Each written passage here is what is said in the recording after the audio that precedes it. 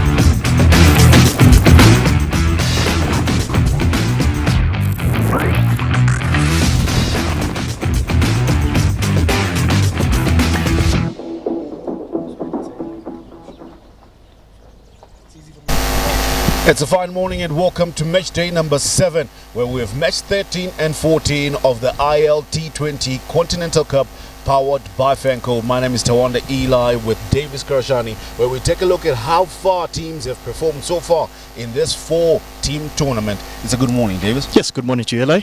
Fantastic. A lot of things that people will be looking at right now. What is important is how teams are sitting on that table. Yes, Uganda perfectly perched at the top, but it's been what's been happening from the second right up to number 4. Everyone on equal points, just a matter of net run rate separating people. Yes, you just get a feeling that today match day of number 7 is basically more like moving day, especially for the teams that are ranked from number 2 to number 4. You feel that they'll want to get those wins against each other as quickly as possible. Right, we'll take a look at what happened in the last day that we had, match day number 6, where we look at Rwanda, who took on Nigeria, who are on a 4-loss winless streak, to say. Right, what was key for Rwanda to see them over the line? I think the fact that they finally got a mid-order batter in there. I thought Daniel batted exceptionally well alongside Isaiah. For them to put up that 50-run partnership in that middle phase of the game, I thought is where Rwanda actually got the game back into their control. Then they got the big finish, of course, from those 18 runs that were scored by Olchede at the back end. You always felt that Nigeria at that point were chasing the game. And then with Nigeria losing that one, where did they get it wrong? Because they started this tournament pretty much as the team to see into the final with Uganda. You always felt that after the first inning and the hard-pressed stage, you felt Nigeria were the happier of the two sides. Of course, they built momentum towards the back end of their inning. However, they came back to bowl and their spinners did not strike. If you looked at the scorecard, you will see that the spinners whom they have been relying on very heavily, they were not able to actually penetrate the Rwandan batters. But I felt that Nigeria did not do too many things too wrong. I just felt Rwanda on the day simply batted a lot better. Simply a lot better that Rwanda did. They put up a brilliant performance, winning against a team that is ranked higher than them, pulling up a shocker. But now we come into match day number 7, where they are taking on Botswana, a team that came back to beat them in their second game. Now they're playing their third game. Who do you feel is on the better side of things here? I feel today is one of those days where the cricketing conditions might matter. I feel it because they're a bit of overcast conditions. It would be a good toss to win and actually bowl. It's a new wicket, get some life out of that wicket, and then see if we can come back later on and look to chase down runs. But I just want to think that a team like Botswana, they have built momentum, picked up 2 wins, but 2 important wins against teams that are reasonably close to them. So you feel like right now they are in a much better headspace, but you can take nothing away from Rwanda. The fact that they've got that big win against Nigeria in the fashion that they did, you feel that Rwanda, and because they're the home team, they'll have built a lot of momentum and belief in themselves also to try and go for it. Right, quickly we'll take a look at a team that is perched at the top. I know there's really not much we can say about Uganda. They will take on Nigeria, but you got to feel for Nigeria coming back against Uganda, who seem to be a poly side, whether they do have their 2 pacers or whether they go with a spin attack. Yeah, you've rightly stated that Uganda feel they are literally a very well-oiled machine and they are cruising in the tournament. So you feel that it may not have been the perfect game for Nigeria to come up against, especially after they lost 4 games on the bounce. You feel that Nigeria will have to go into that game believing they can win it. We've seen this tournament, we've seen lower-ranked sides actually beat those ranked above them. So Nigeria must go into this afternoon's clash believing that today is the day they can actually get one over Uganda. Looking to get over one with Uganda, but first off, it is Botswana taking on Rwanda, and he is going for the toss with the 2 captains. A very good morning from us at the Gahanga Cricket Stadium, the home of Rwanda cricket. Welcome to match day number 7 of the ILT20 Continental Cup, powered by Fancode. I'm not alone in the middle. I'm with the 2 captains from the sides, Didier Ndukumwana from Rwanda, Karabo Mutlanka from Botswana, and the match referee, Emmanuel Dube. Rwanda are the home nation. They will flip the coin. Tails is the call. Tails it is. You've won the toss, Karabo. What are you going to do? We're going to have a bowl this morning. Any particular reasons? This is a fresh pitch, but we do feel that maybe if the sun comes out later, it might bake it and the ball will come onto the bat a bit better. Any changes in your side? Yes, we do have Reginald Nehondo back as well as... I forgot, man. Sorry. Reginald Nehonde and... Boemo Kosimanga back, and then Valentine Mbazo is out as well as Tatayo Nesuse. Right. Best of luck in this one. Didier, you have not been fortunate to win the toss, but what would you have done? I will be bowling fast, but the toss is not going our way. According to the condition, the pitch is new and the weather is not good. But we are going to put good score. Yeah. Any particular changes in your side? Yeah, one change. Martin Zin for Inyas. All right. Best of luck. You have had it. That was the news from the middle. Botswana won the toss and elected to bowl first. A very good morning.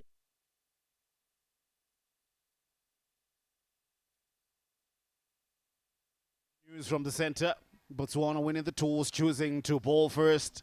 They're comfortable with restricting Rwanda to what they think would be a reasonable total to chase. A little bit of overcast conditions. How they play about it will all be key. This is a counter that we have at the moment. Match day number 7. And where we have the host Rwanda taking on Botswana. My name is Tawanda Eli. And then I've got Bob Bashir with me right here in the commentary box. Fantastic morning, Bob. Good morning. As we take you through the team list of Rwanda, of course, those 2 openers out there in the middle, Oscar Manishimwe and Didier Ndikubwimana. Of course, there was Daniel Ngibisenge alongside Isayi Mugabo. They've been very handy in between, and Mohamed Nadil will be very key with the ball. For Botswana, Karabo Mhlanga left side, Vilubara Krishna will also be there, essential key. Terindo Pereira as well as Mulaki Moketsi and Woy Kumalo will be key in this bowling attack. As you see, Alfred Khoisamang will be opening the bowling, coming through from the pavilion end in an all-to-win game to try and get yourself a chance to be in the final. First ball, here we go. Getting a feel of that one off the bat as Oscar Manishimwe.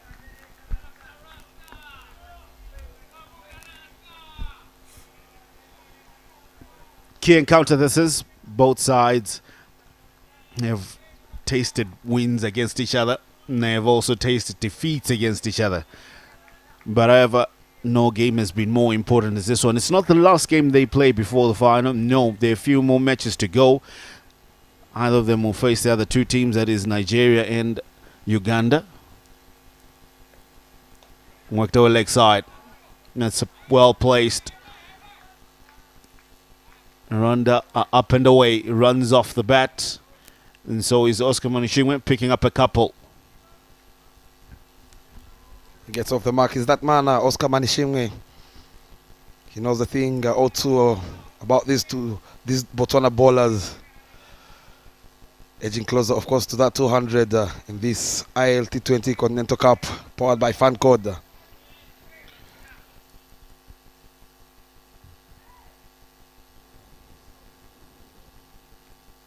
Full ball into the pads, flicked away. Straight to the fielder at mid-on. Coming out of the sweet spot of the batter, you would feel from Oscar. Driven, but well fielded as well. Michael Badenhost, after picking up that 4 in the first game that he played in the tournament, then a wicket in the previous game. He's been included also in this game, showing that he's an essential part of Team Botswana. This man would want to do better with the bat.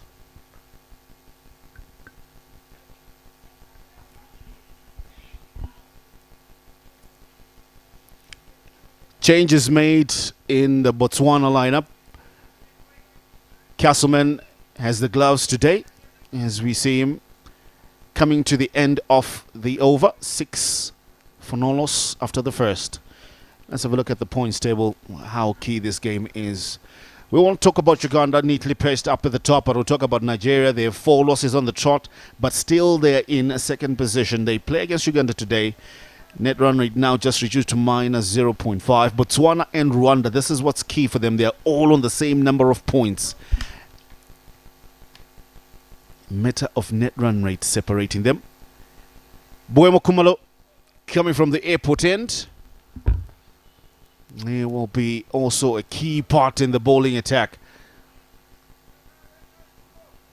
He's talking about Castleman in the back of your picture there.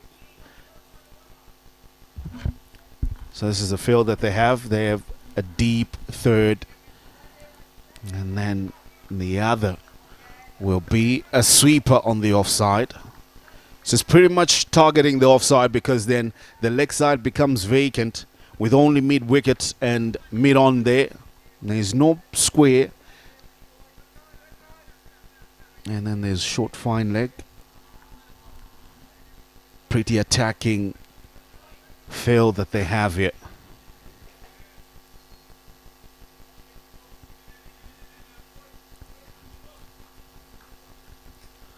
Boemo Kumalo up against Didier Ndikubwimana. Driven powerfully downtown. There's protection in the deeper. Deep extra cover. Who can sit off to only 2 runs. Lovely shot there from the captain.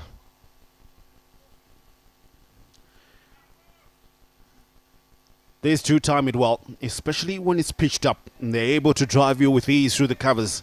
They lean forward. Great exhibition of confident batting, you would say.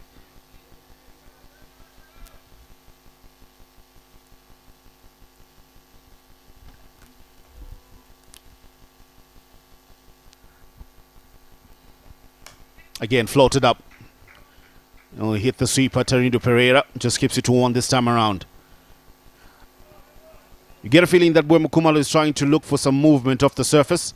That's why he's pitching it up. But so far on the 2 occasions that he's bowled, nothing seems to be happening. So it'll be important to see how he adjusts his lines and length. And is he going to continue pitching it up, hoping that maybe one might just move away from the batters whom he keeps drawing forward.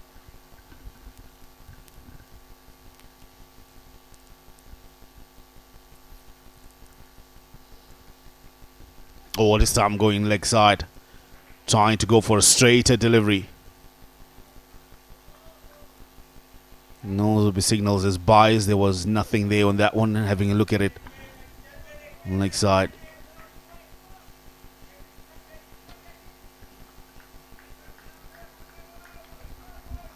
You'd feel again from Boemo Kumalo, of course, after Team Botswana won the toss, deciding to have a ball first.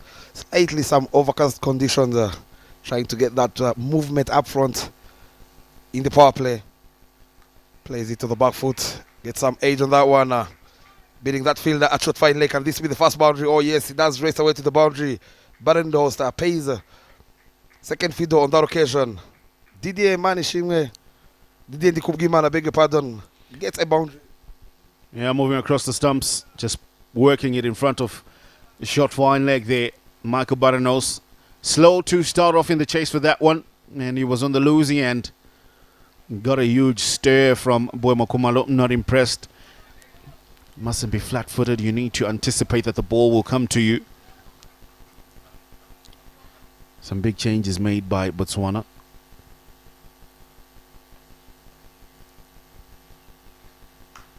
Now good delivery, much fuller, great length. And they have left out Tatayana Twose, left Valentine Mbazo, and Tumelo Mpatani. That makes up the substitutes that they have. Alfred Khoisaman comes back in, Reginald Nehonde comes back in. Badenost holding that position that previously was held by Mpatane. Apish, man, that's well struck. That before. Beautifully timed, well placed, and found the boundary with ease. Too wide for the fielder, trying to cut that one off. Lots of width on offer. And driven beautifully through the covers.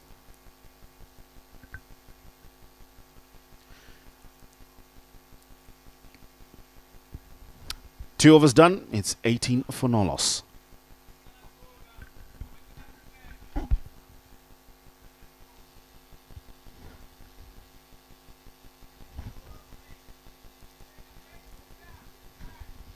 There you see those two men, Emir Kiriza, right arm off break, and Orkidetu Isenge, who made a huge impact to make sure they get their first win against Team Nigeria. It will be very key in this game. Expect him to come down the order. For now, it's going to be Alfred to continue from the pavilion end. Soft answer straight back to the bowler.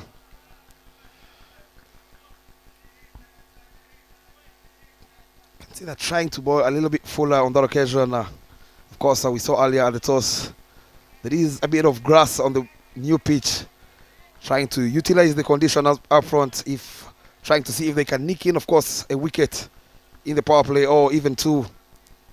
It is a must win for both sides here. They've touched. Now good running. Magnificent running in between the wickets by the two. Didier, better start today than what he did against Nigeria. He only made an effort of 6 runs with the bat before he was dismissed by Abdul Mumuni Muhammad there. Oscar Monashingwe had a good start, 22 that he scored off 29. He'll be wanting to have a better outing. Second leading run scorer in the tournament. Napish, that's a good strike. Barenost will make the chase to keep it in. And they will run comfortably and pick up a couple. Didn't really hit it with much power on this occasion, but had enough to go over the infield circular fielders there. Didier Ndikubgimana, the captain, looking to be in fine touch. He moves to 15 of 8. He's looking to be the aggressor. Normally, it's always Oscar Manishimwe. Full again. Manishima who's been a little bit of fumble there. Very good presence of mind from these two youngsters. Allowing them to get another single. Very sloppy in the field up front. We're still in the power play. Just 2.4 overs. Already 22 for naught. Got a feel for Barenost. We had some rains yesterday in the afternoon and in the evening, so the outfield is not really that dry. So if you're not wearing boots that have proper spikes or grip, you may slip and fall on a few occasions. Whacked away, straight to turn to Pereira, goes for the throw, trying to aim for those 3 stumps, but the running is good. And the aggression, of course, the intent is clear from these two, trying to get to that 40 plus mark in the power play.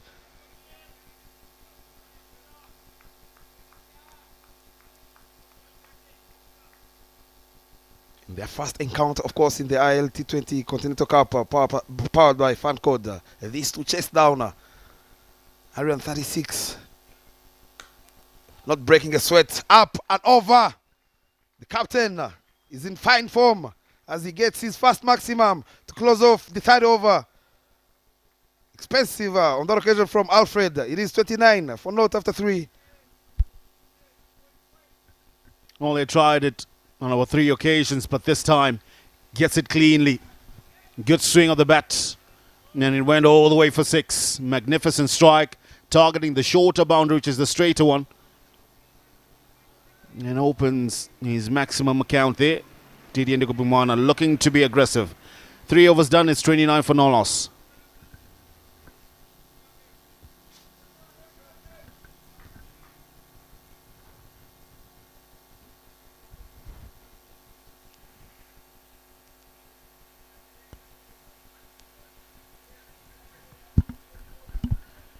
Or a brilliant end to the 3rd over for Rwanda. Not so good if you are Botswana. Top edge. And that will zing away to the boundary for 4. Fortunately, it falls in one of the safest areas just behind the wicketkeeper. He was looking to play down, but completing the shot too early. Fortunate enough, it goes all the way behind the wicketkeeper. Fortuitous, you would say. Keep the scoreboard ticking at these two as they move to 33. Ends up the 3rd over with the maximum and starts off the 4th with the boundary from the Rwandan batsman. Making good use of the opportunity of the power play, knowing there are only 2 fielders up and over. Back-to-back boundaries here.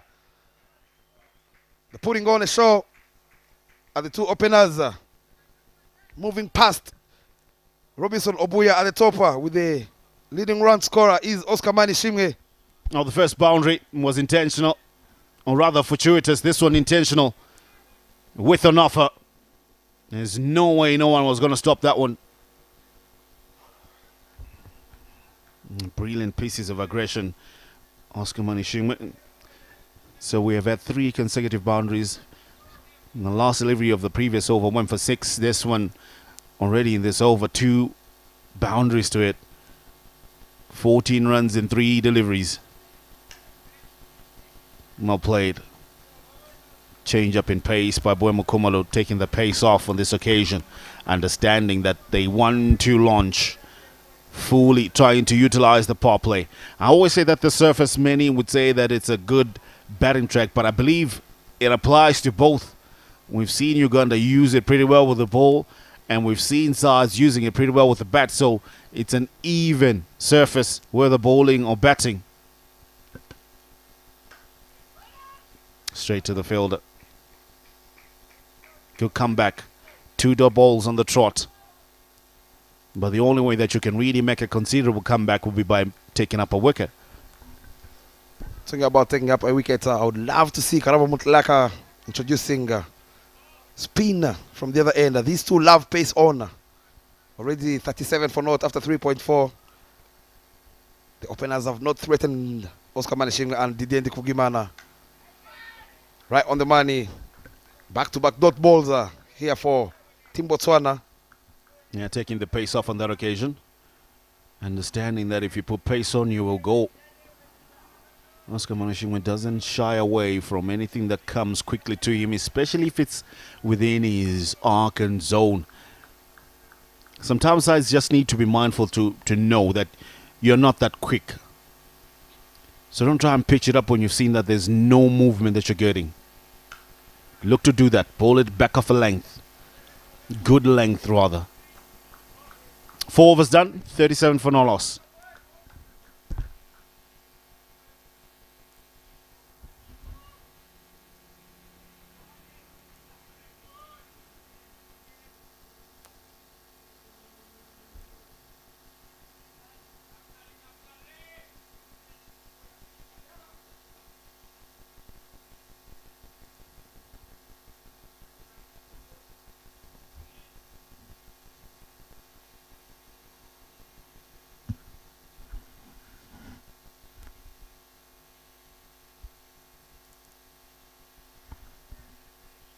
Gonna be a change in the bowling as we see that man, Tarindu Pereira, given a cherry coming in from the pavilion end. He's been, of course, getting better and better in the tournament with both ball and bat, who will be very key in this particular fixture.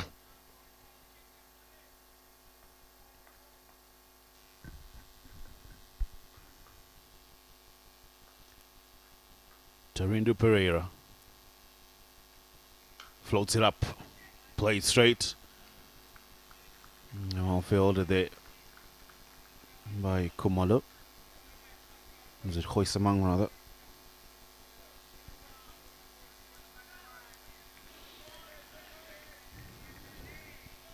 Botswana have done well inside the power play on a number of occasions. They're able to restrict sides, but when things change up and move on, that's where they have struggled, especially towards the latter stages. But on this occasion, they're being put on the pump quite early in the game. Touch and go. A run-out chance, a direct hit. And the umpire says he was well in. Very good running between the wickets. A little bit risky on that occasion. The getting grounds, of course, coming in handy. Look at that on the replay. Touch and go straight to that man, Silas at point. Not shying at only that one stop he was aiming at. Well in. Doing well to drag the bat down.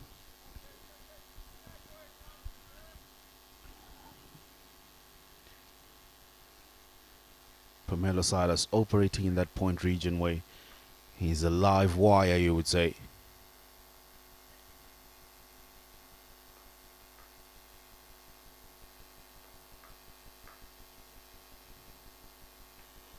Down the track. Magnificent connection.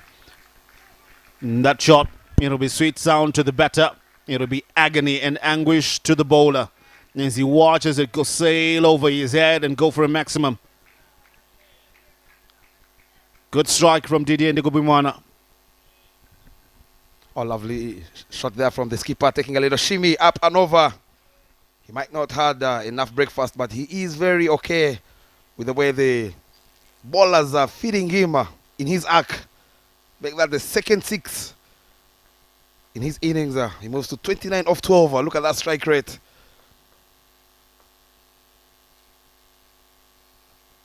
Change of pace on the location. Clip. That'll be back to back. Finding the boundary on both occasions. The first one over the head of the bowler for 6, and this time a floater trying to bowl the slow delivery. Clipped off the pads for 4.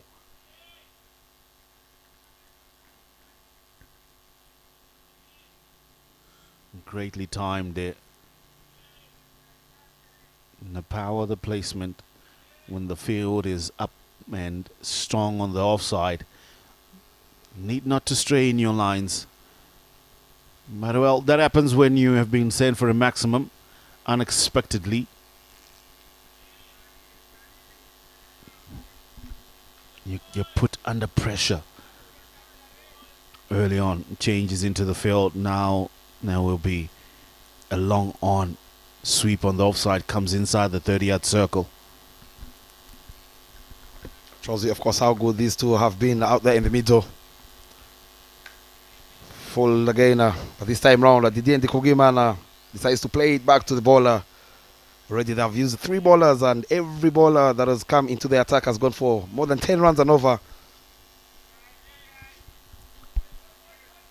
Good attacking instinct from Rwanda, especially their 2 openers. And the partnership is already on 49, just 1 run short of a 50-run partnership within the first 5 overs. But there is lack of anticipation, I would say, from Botswana's bowlers, they're just coming up and floating it up, hoping something will happen. Down the track, Apesh gets it well over. It will bounce a few times and will run away for 4. That's a neatly, sweetly timed, beautiful boundary. Great use of the feet to get to the extension of that one, which will bring the 53 partnership. 50 up comes up. Taking a little shimmy, knowing that that fielder he's been removed in deep extra cover. Hitting a boundary in that particular region of the ground. Big over to close off over number 5, I beg your pardon. His first over going for 16. It is 53 for naught after 5. 53 partnership of 30 deliveries. Contributions of 37 from the captain. Oscar Manishimwe playing second fiddle this time with 15 from 15. Great strike rate though. He has the ability to amp things up in the latter stages if he's still there.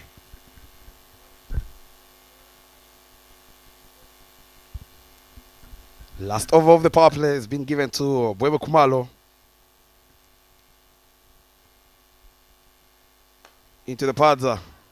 Walked on the leg side, allowing now that man, Didende Kubgimana, to have a go. It is, of course, the last over of the power play. He has a deep extra cover. And the third man, interestingly. Yeah, and the last ball of the power play, there's third man and long on. Those are the only 2 that are outside the circle. There's no square leg. Short, fine. Cut. Hit third man. Before that delivery, I was about to say, bring in the third man, put a longer fielder outside the ringer, knowing that these 2 have been trying to hit down the ground. This man who is on 37, the captain, last time round, he scored 43 or 47. Love the fact that Oscar Manishimwe, normally who is the aggressor, has made sure he allows the captain to take charge. Down the leg side, what signaled from the umpire. Of course, Patrick Makumbi all the way from Uganda and Enesi Abiba from Nigeria. Taking a little shimmy and not giving him room but ending up bowling it a little bit wider on the leg side. You can see the idea that Bwema Kumalo is noticing that Oscar Manishimwe is coming down the track, trying to cramp him for room. And that's why he sort of rolled his fingers to slow it down. Again, slower delivery. Fielded well in the covers by the captain.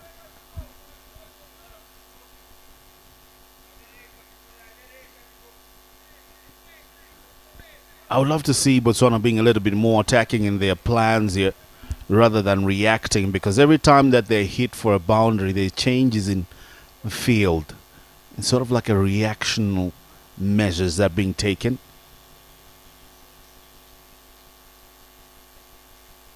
Bottom edge. You see there, that's it. That length troubles Manishimwe. If somebody's able to take note of that.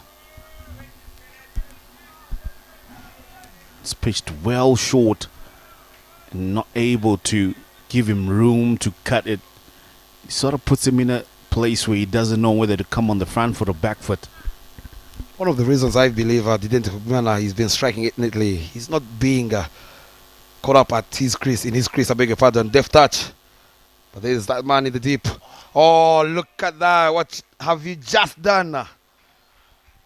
Comedy of errors there, allowing Oscar Manishimwe and Team Rwanda to get yet another boundary. Kumelo is not the happiest at the captain, Karabo Motlaka. Now for Koisamang makes a meal of it.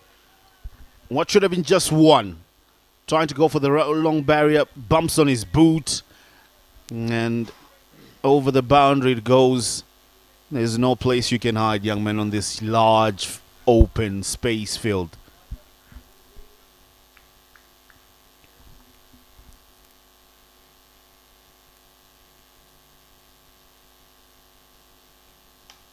Slower delivery outside off stump. Just pushes it for 1.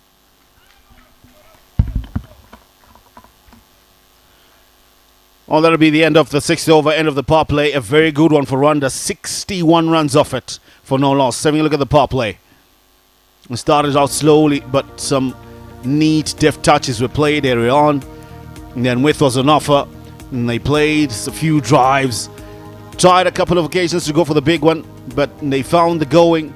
Some with fortuitous runs, others deliberate power and placement. Neat pieces of timing, great use of feet. Held the poses on a number of occasions, especially Didier Ndikubimana, who's looked to be very aggressive, striking it very well in all parts of the boundary. And then some also sloppy fielding. Really missing out on a number of occasions to just minimize the run flow. But a good power play for Rwanda. 61 for no loss after 6.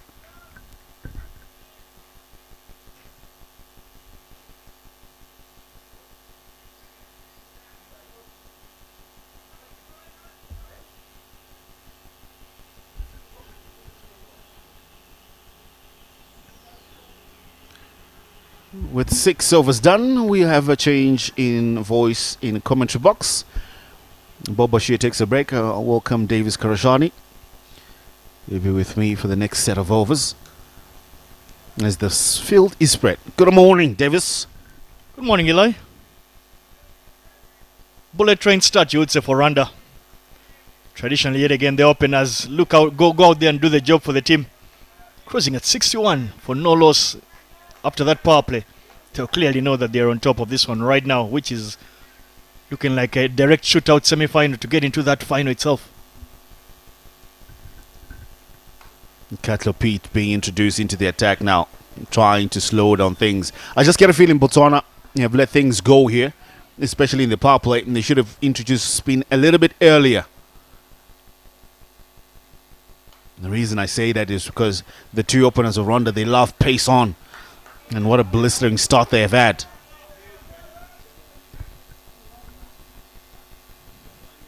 Yeah, you just get a feeling that they might have missed the trick. I think Botswana have been caught napping here. Seemed a little bit slow for my liking. They were, especially for a side that had picked up 2 back-to-back victories, you might have felt that they would have shown just how important this fixture is to them. But they will feel that maybe, hopefully, they can back that up and look to do a repair job. Trying to stop this Rwandan onslaught. Katlopit coming into the attack seems to have caused some damage to Didier Ndikubimana's willow. Change in bat. Appears to have cracked it towards the toe end. Something that I know that batters don't like, any damage to their favorite bat. And coming to bats, do you always go out with your favorite bat, or you saved your favorite bat for later stages? Considering I was a bowling all-round, I always felt that I didn't need to bat too long. So I always went with my best bat.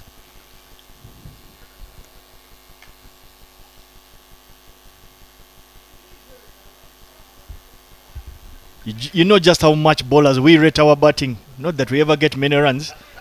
And I want to believe you're not very far from that same WhatsApp group I'm talking about. Well, I love betting. I loved everything about it. Loved fielding as well. So if I could, I would spend 7 days out on that field. Floated up. Just a single given. Slow was Vinu Balakrishna to get to that one. Allows them to complete a double. Good piece of running. It's good complementary opening pair here from Rwanda. They like to go big, score those boundaries, but more important, they run pretty hard and pretty well between the wickets.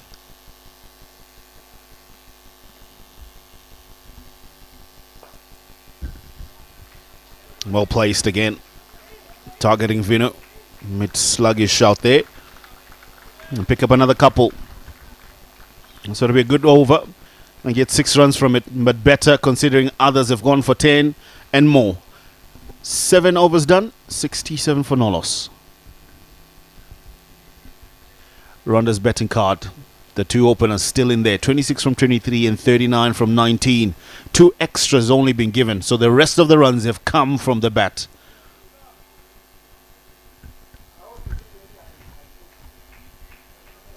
Looking at the bowling card, that particular call on the wicket column, none of the bowlers so far has received any success.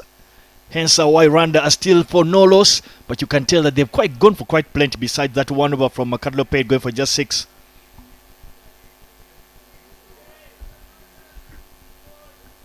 Expensive start.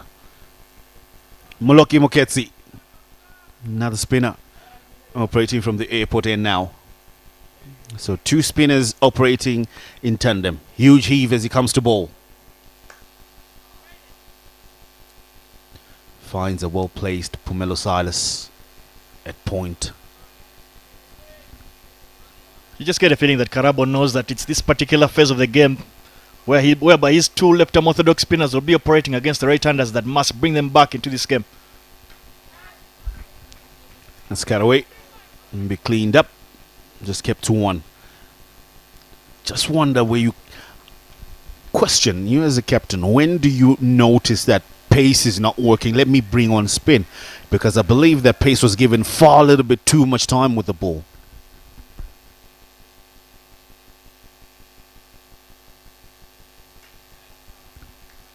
More often than not, especially in a tournament like this one that has been a long one, after 6 match days, you'd have expected a lot of the teams to have picked a lot of data about their opposition, so they will be able to know that this Rwandan opening duo score very heavily against medium pace. So it's a bit shocking that Karabo opted to bowl the spinners after the power play. You feel that that allowed the Rwandan batters to quickly get out of the blocks. Good start from Moloki Moketsi. Hoping I'm not putting the commentator's curse on him. It's been a good over. Only 1 run has been given away. 3 dot balls in those 4 that he has bowled. Slight adjustments to the field. Understands the gravity to try and finish off well here. Packed away. But it'll hit the field. No my. Venu Balakrishna. This is the 3rd occasion where he's looked a little bit sluggish. He has allowed people to run 2 on him, but this time had plenty of time to react to that one. Hit straight to him. Unable to judge the bounce. Lack of anticipation, you'd say. That boundary allows a little bit of release of pressure that Mola had managed to build. Botswana have been guilty, you will say, already in these 8 overs of some sloppy fielding. But with that dot ball brings an end to the 8th. Rwanda 72 for no loss.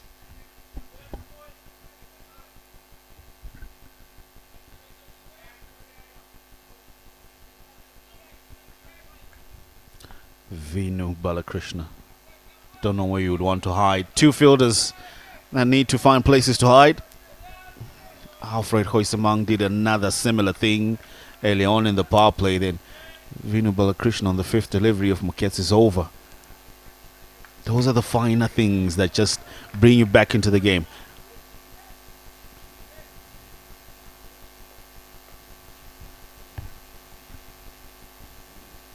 Full toss. And almost hitting it straight to Karabo Mutlanka. Just fortunate enough, not able to get there. But still the running has been good in between the wickets. Didier Ndugubimana well now into the 40s. 42 from 22. Amazing strike rate that he's had. Just get a feeling that Rwanda want this more, especially these 2.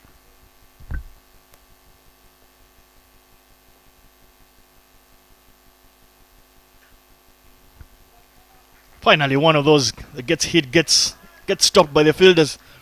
You just feel that the bowlers will need a lot more support from their fielding unit. But yeah, it clearly looks like the Rwandan batters have come out with a lot of intent. Taking the game a lot more serious, you would say, at this particular stage. Oh, good piece of fielding. Lands on the ball. It will hurt in the rib cage there, but you're taking 1 for the team. Moloki Moketsi. And just finish bowling. And then you land on that one. It will hurt, but definitely you saved the boundary.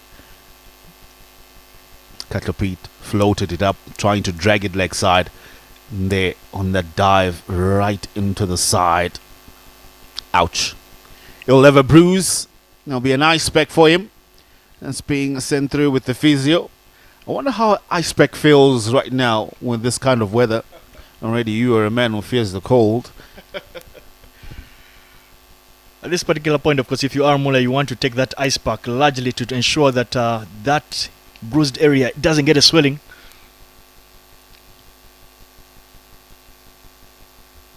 The partnership is 75 runs off just 51 balls. The Rwandan opening batters have come out like an electric train, you would say. Oscar Manishiwe, 30 of 27. Didier is the man that has been really cruising. Stepped on that foot on the pedal. Scored 43 of 24 deliveries. The perfect start for Lawrence Mahatlana and his boys. Yeah, just having a chat with them after their win over Nigeria. They say this is a change of fortune for them. They're picking up a win and they're hoping to do so. Not that I can tell the future, but already the start that they have, a 75-run opening partnership, it does put you well to go beyond 200. And I tell you, on this surface, anything that is above 200, it's a daunting task.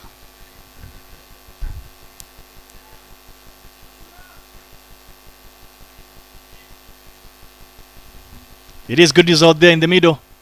Muller is actually alright. He will be able to continue. Bowled him. Kept low. Catlopates, the man with the keys, unlocks the wickets column for Rwanda and picks up the man that has not been the aggressor this time around, Oscar Manishimwe. Very bowled. Straight in the stumps. Kept a little bit low, you would think. But the more important thing is that he bowled that as straight as possible, giving himself that chance of getting that LBW and ball dismissal. And boy, oh boy, he hits the bullseye. Oscar Manishiwe is sent back to the hut. 30 of 28 deliveries.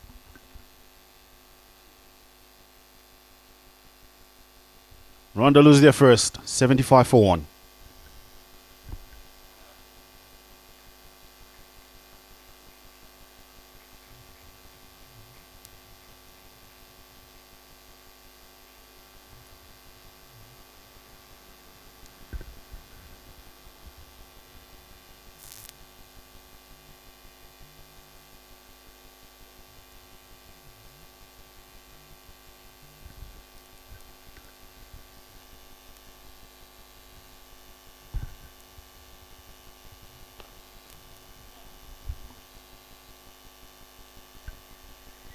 The no man that just walked in, Issei Nyomugabo, and comes in courtesy of a Catlopete strike.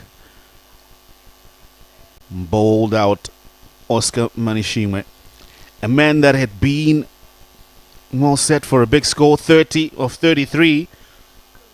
108 runs that he has scored in this tournament had been against Botswana, but however this time around only able to add 30. The second leading run scorer in the tournament has just left the scene. Gone for 30 from 33, courtesy of a magnificent piece of bowling from Catlopete. Very well bowled, first up from Catlopete. But you'll know that he's bowling to a gentleman that obviously picked up that man of match award in the last game. An afternoon whereby on 9th of December, where we called for a Rwandan sporting hero. Issei Nyomugabo was the man, put his hand up, propelling Rwanda over the line, chasing what was a 150-run mark set by Nigeria. It will be a day he will remember and live to cherish rest of his life.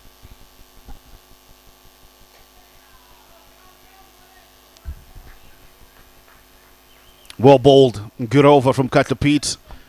Ends with a wicket, only giving away 3 runs. End of the 9th, it'll be 75 for 1 for Rwanda.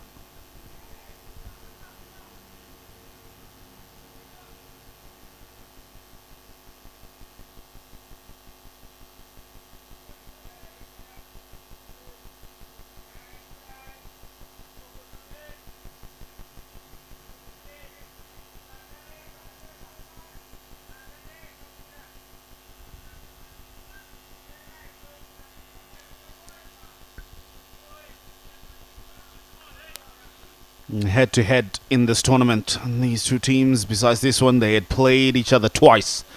The first one, Rwanda, a magnanimous win of turn wickets that they won with, and the second one, Botswana pulling one back, winning also by a huge amount of 6 wickets.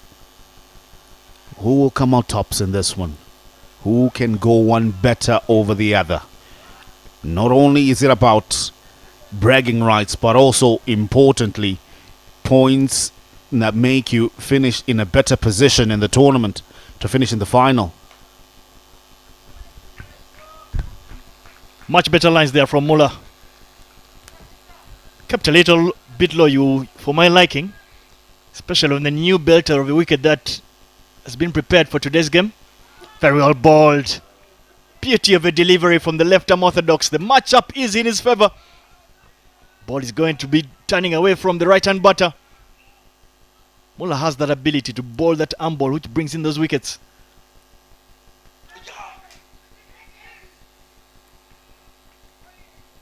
Run out opportunity, but they scamper through for a single. But more importantly, Muller's managed to get some patches off the wicket, finding that outside edge.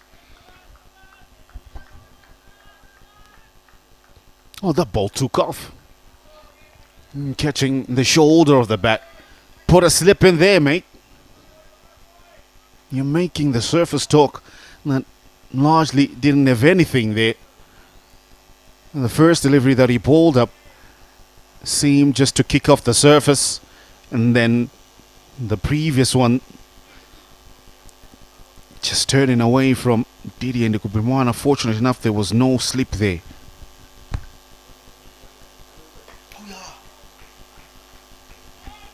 That's walked to that mid-wicket region. Work to do for Vinu down there. This time, managers keep it to just 1 run. Bit of something to think about is that the overcast conditions have really been deceptive. That the seamers flew for 61 runs in 6 overs, but the spin bowlers have managed to find and get some patches off this wicket. Sweeps it. A half-hearted sweep. Not fully going for a full-blooded sweep shot. Just stopping around the 12 o'clock mark there. Very important thing that you just noted there, which is what I'm feeling that Karabo Motlanga just brought his spinners a tad little bit too late. Maybe Rwanda could not be on 79 for 1 after almost 10 overs. Failing to get that one. A good over from Moketsi. It'll be the halfway mark. 79 for 1 after 10 overs.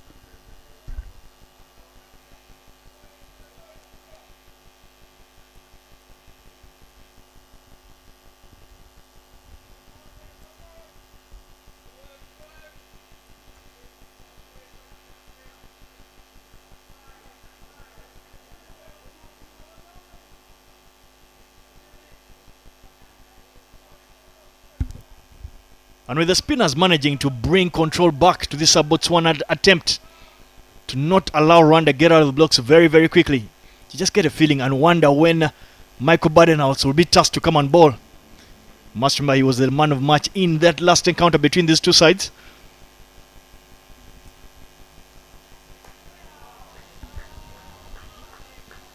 So that will be the question for Karabo Motlanga. That is what something will be pondering in his mind. Does he keep the spinners bowling in tandem as well as they have bowled? Didier takes a little shimmy down the wicket, goes straight over the head of Kadlopate. Work to do down there by the fielder, unable to keep that in. Goes for 4 runs. Breaks the shackles, you would say.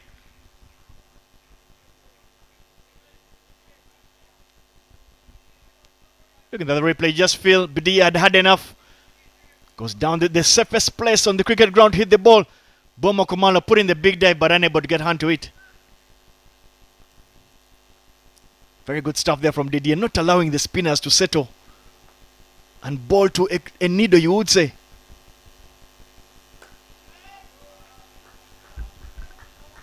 Just 1 hit away from a magnificent 50. And that has been a sign of aggression, sign of controlled shots, man in form. Still searching for the solitary delivery. Leading from the front is Didier Ndikubimana, composed.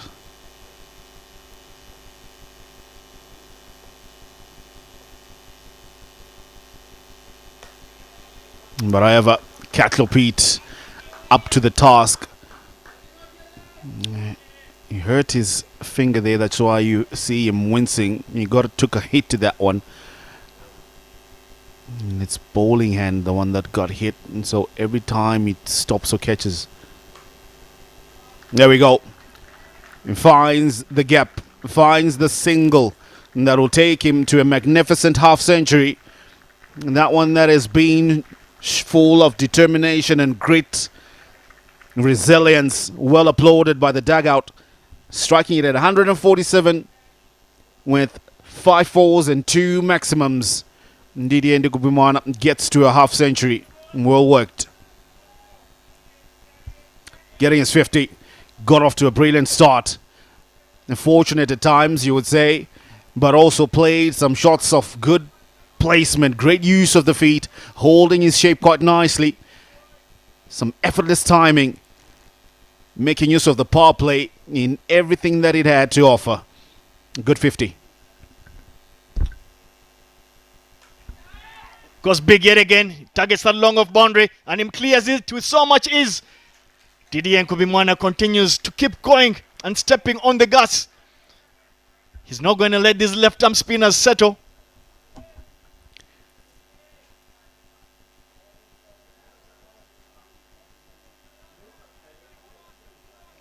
Well, you can't fault him. He just reached 50.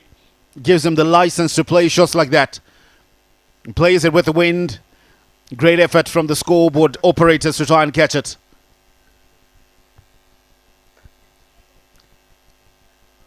With 50 up for him, he has the license to go because he needs to go big. 90 runs they have. If they can double that or even triple it, that'll be magnificent. Because everything has been set up for Rwanda to get a big score here. Moketsi is being challenged. A roll ball there from Moketsi. Back-to-back dot balls. Being considered 6 off the first one. You're probably thinking Rwanda will be hoping to make it a 12-run over. Goes for the reverse sweep and plays it extremely well. Finds that gap there, short that man. Flies over Regine Honde. 4 more runs. Didier is in the mood and he's cruising. A premeditated shot, you would say. But also, he played it very, very well. Finds a vacant region. Using the pace on that delivery to send it for 4. Magnificent.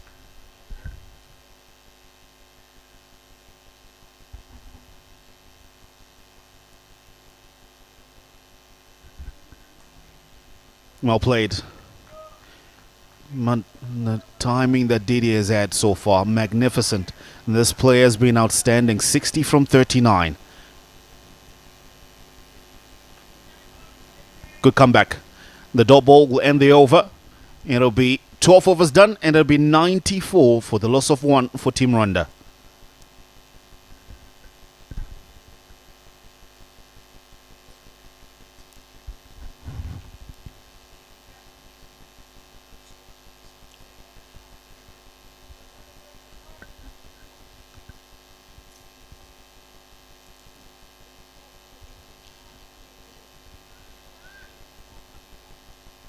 Twelve overs done, 94 for 1. Tarindo Pereira will be brought back for his second over. Went for an expensive 16-run first over.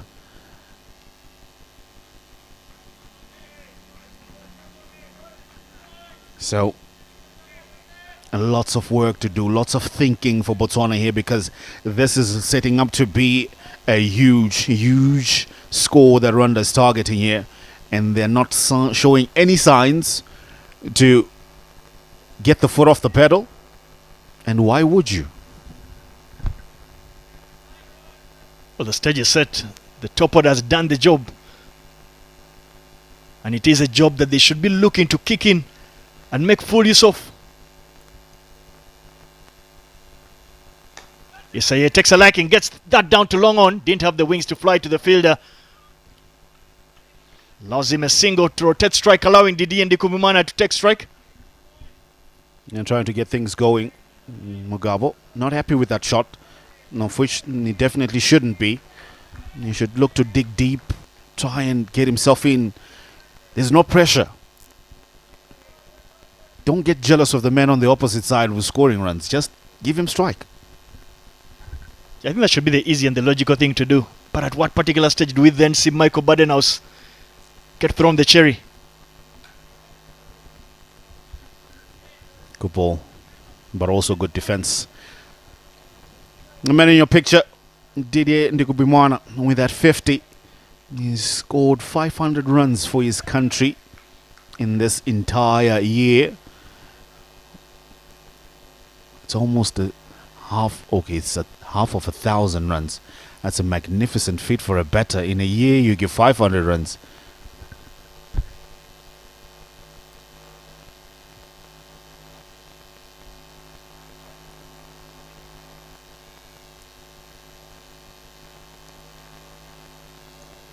Good slow delivery there from Pereira. Recognizes, but perhaps Person has been pretty easy for the batters to rightly get under. Didier has been that one half of that very destructive opening pair for Rwanda alongside Oscar Manishiwe. So for him to get to 500 runs in the calendar year, he's done an exceptional job. Does it get better than that for the young wicketkeeper batsman?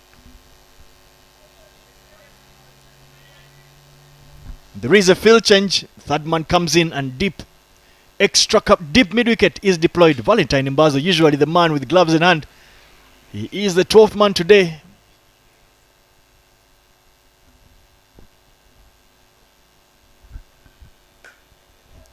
Let's hit straight.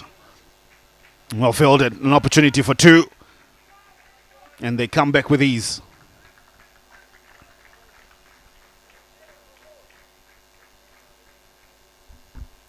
Rwanda are one hit away from getting that 3-digit figure. They'll know that if they can reach that 100 mark in this 13th over, they would have set themselves up for a big one in what is looking like a straight shootout semi-final, as teams look to propel their way to sneak into that half final of the ILT20 Continental Cup, powered by Fancode.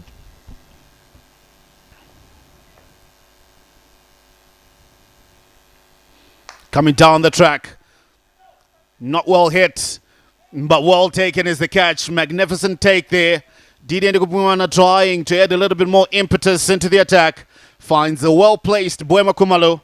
Now shall see his demise. Little shimmy down the wicket, a tactic that he has been very successful with, but this time unable to get much wood on it. Could only get height, no distance. Boema Kumalo completes what looked like an easy catch, but he had to run in. Titi Nkumana has scored 62 of 44, been a tremendous knock, striking it at 140. He'll know he's done a very good job and hope that the mid-order can look to complete the huge task that he's put in. And you create pressure, and with pressure, wicket-taking opportunities will come.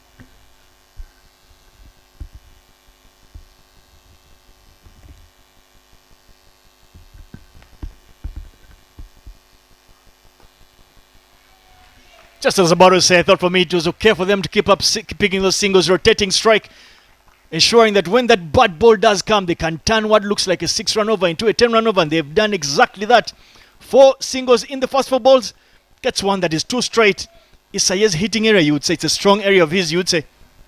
And well played. Going down on the knee, being brave. Not a shot that many can play, but knows that short fine leg is up. And anything hit behind him, it'll be a definite 4, using the full pace of that delivery. Upish. Wide of the man at backward point, just for 1. Good over for Rwanda. And pick up plenty of runs, 9 to be exact. 14 overs done, it's a 1-1-0 for the loss of 2 after 14.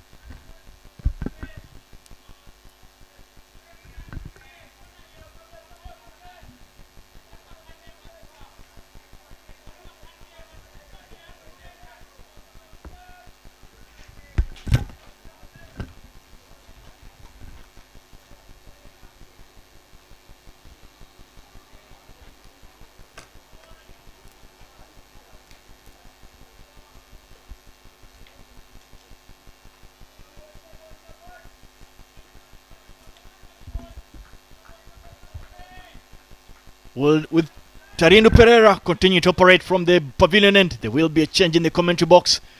We'll have the voice of Bob Songa. Bob, welcome to the commentary box yet again. Last time you were in the commentary box, Rwanda were cruising at 61 for no loss after 6. You return at a time when they've scored just over 50 runs, lost 2 wickets, but you feel that they are in a commanding position. Up there from Isayi Niyomugabo. Welcoming Tarindo Pereira with the maximum. Dealing, of course, in boundaries are these youngsters. Full on that occasion. big heaver from a man in form, of course, after that player of the match. Gets up a maximum. A man with the heart of a lion, of course, is Aini Mugabo, who moves to 15 of 10.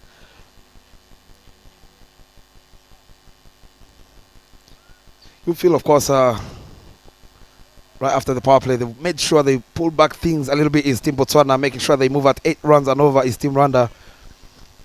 And picking up those 2 wickets, the openers, back into the art, but you would feel that already done the damage. Of course, led by the captain, Didier Ndikubwimana, and his partner, Oscar Manishimwe. Pulled away on that occasion. 2 is the call, they're running very hard. Scamper for the second one with very easy, very electric between the wickets. There are these 2, Daniel Gumisenge and Isaini Mugabo. Just having a look at the intent of both the batters out there, you just get a feeling that Rwanda feel like they might have had enough and they're going to put their foot on the pedal a lot earlier than many teams usually do. They know they do have 8 wickets in hand.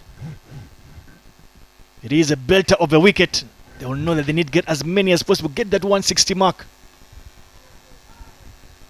Thick outside edge, finds the edge there, but fortunately for him, the third man fielder is in the ring. Muller fielding a short, third man unable to keep that in, and it is another boundary. Already 12 runs conceded at the halfway stage of this over. Could potentially be an 18-20 run over. Slightly outside off stamper, goes for a big booming driver, gets that outside edge that beats that fielder at short third man to race away to the boundary. You would feel again they have put that right foot on the pedal is Team Rwanda, making sure they get to that 160 plus. They have wickets in hand. They have the likes of Orkide Tuyisenge, who got back into his groove in that game where they won their very first win against Team Nigeria. The likes of Martina Kayezu. The likes, of course, of Emiru Kwiriza. All those can be very handy with the bat. Make that 14 of just 4 deliveries over Tenindo Pereira's third over. The crowd is up on their feet. They know how crucial this game is. You would feel again here, Davis, if they don't get over that 160, they will be disappointed. Is Team Rwanda with the way, of course, they are moving with that rate of 9 runs and over. 2 deliveries to come in his third over. So far 14. How many more can these add to the total?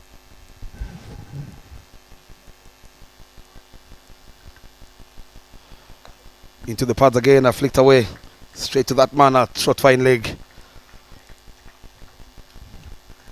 Good cricket there, you will say already. They are continuing to take the strike and pick up that odd boundary. It is match day number 7, but we've seen Rwanda play in 2 gears. One day they will show up and play an exquisite game of cricket. They will play a blueprint of an inning, as you're seeing right now. Other games they just haven't shown up. So they need to find a way of ensuring that each time they woke up to play, they are switched on to ensure they put out their very best. And the over with the dot ball is Tenindo Pereira. Very expensive, going for 15 runs.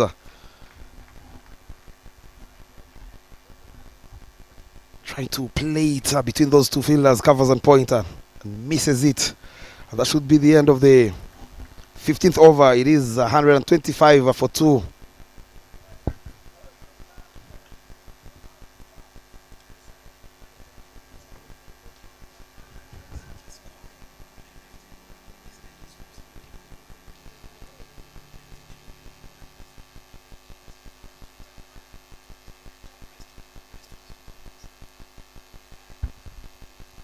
And there is a bowling change at the back end of the innings with 30 deliveries, very important deliveries for both sides.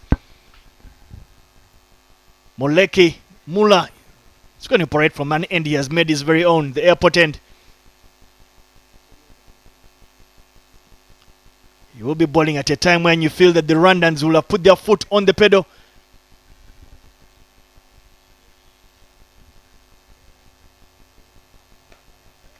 Flicked final 2 is the call. They're running very hard. They should get 2 runs with no ease. Talking about the back end, it's going to be very key to see how the Rwandan batsmen apply themselves. How are they going to execute, especially at the back end of these innings, if they are to get to that 160 plus. truth feel this by far is the second best game of Team Rwanda in terms of batting, despite of course that heavy defeat of 10 wickets against Botswana in their first encounter, chasing down of course 138 in just 16.2. They've managed to get to 128 for 2 in 15.2. Shows you they've done their homework. Of course, they're coming into this fixture with that off day yesterday. You would feel they're more released and relaxed. Would love, of course, to finish on a high. Make sure they get their another win in this tournament.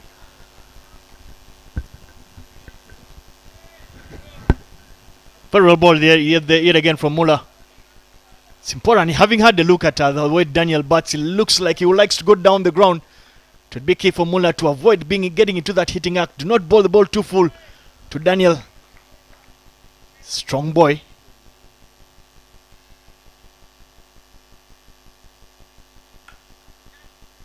That's muscled through that cover region. Bit wide for long of an extra cover. Work to do for Michael Badenhouse. And oh boy, he slips and makes a meal out of that one. Not too sure how he is. Not the sights you want to see. We hope that he is not injured. Third time in this innings we've seen a fielder from Botswana, which was supposed to be a single, turning out to be a boundary. Look at that on the replay. Cut away powerfully.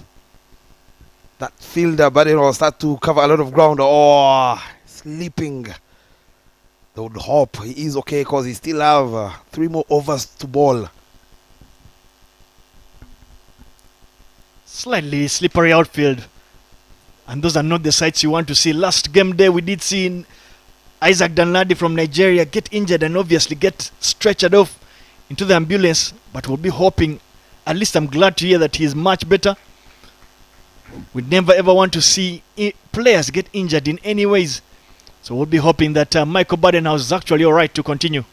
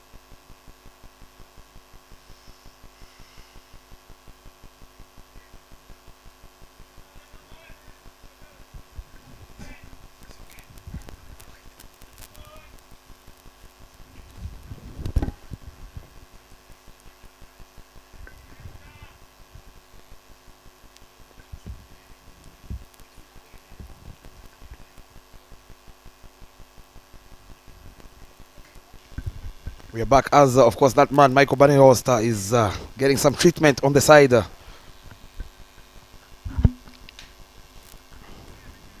But back to the proceedings, has been obviously a break in play. Rwanda will be hoping the momentum has not shifted and not broken there. That's very well stopped by Mula. Bob, as I was telling you that it's very common that the biggest wicket takers in cricket are scoreboards and breaks. So they'll be hoping that that break has not affected their momentum. But more importantly, we hope Michael Badenhouse gets fine as quickly as possible.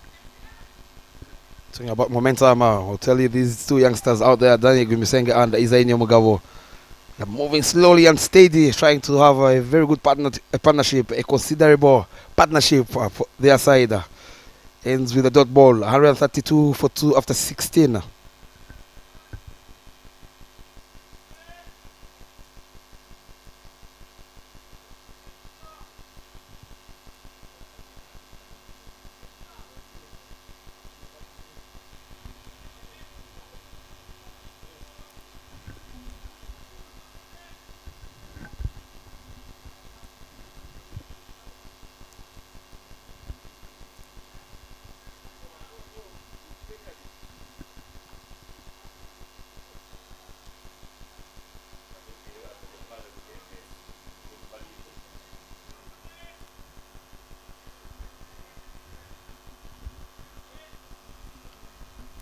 Valentine Mbazo, the man on for Michael Badenhouse, traditionally wicketkeeper.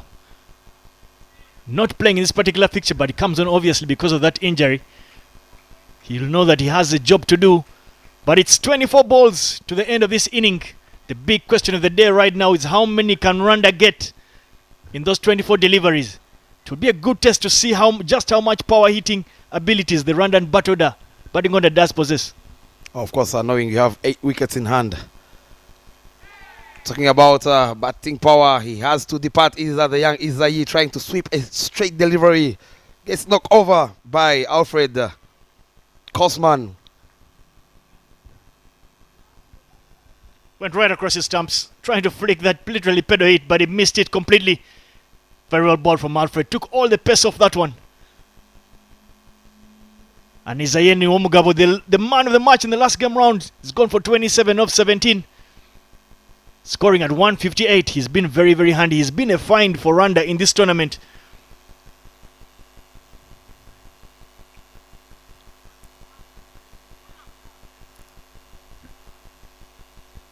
And the new man for Rwanda is one of their most experienced players in this particular tournament. He's put together quite a number of appearances for Rwanda. Orchide. He got some runs in the last game, so he will take some confidence from that. And he walks in at a time that is, you'd say, tailor-made for him. Not only runs in that particular game, he got back into the groove. Is that man, Orchide Tuyisenge, trading Daniel Gumisenge. But again, you'd feel for that young man, Isaini Mugabo, trying to get runs for his side.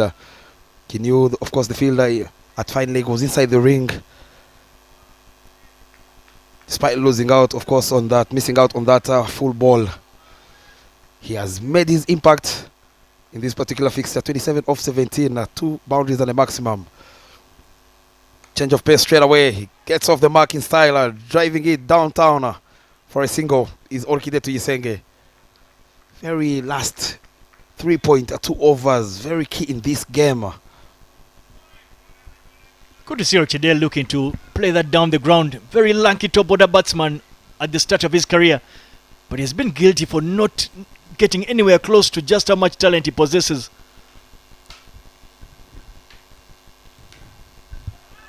Downtown again from Daniel Gumisenge, straight to that fielder at long off.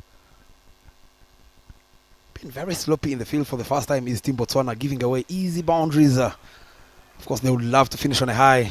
They know, of course, this game means a lot to them to stay alive and stand a chance of playing the finals.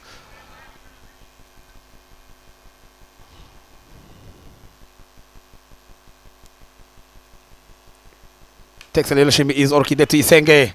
Beats the fielder at covers. The captain too is the call. They're running very hard. A little bit of fumble there from Vinu once again. Allowing them to get 2 runs. Not a bad over here from Alfred. Yet to concede, of course, a boundary. I think very well ball for me from Alfred. Especially allowing himself to get hit to places where he has fielders. He's kept that extra cover and long off region very busy. Speaking busy, Vinu Balkrishna has really been kept busy in the field. That's turning out to be already a good over. With just 2 deliveries to get out of this, you'll be looking to just look to close it out without conceding a boundary. Change of pace again from Alfred. Lovely shot again from Orkide Tuisenge to the same fielder there at long off. I love the way he's been variating is Alfred, making sure, as you just mentioned, they hit him to that field at long off and deep extra cover.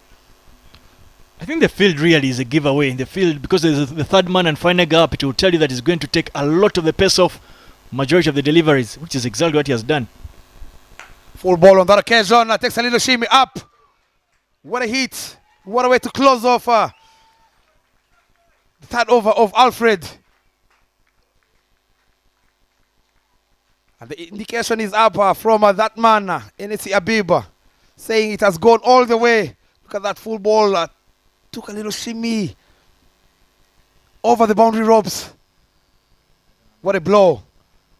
And the over ends up going for 11 runs.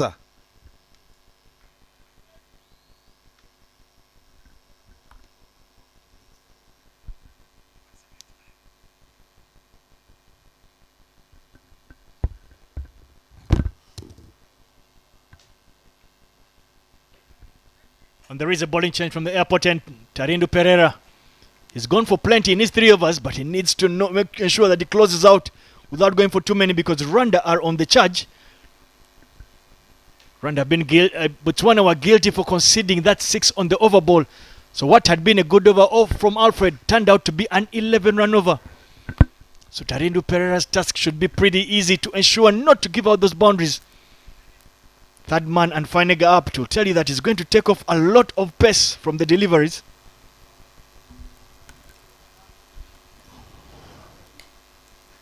Driven down Tynon. 2 is the call. But they decide not to take on the arm of Katlopeita in the deeper. But again, when you look at that previous over of Alfred, it shows you how intelligent they have been, the batsmen of Team Rwanda, getting those singles, of course, despite losing that wicket of Isaini Mugabo, and making sure they finish on high.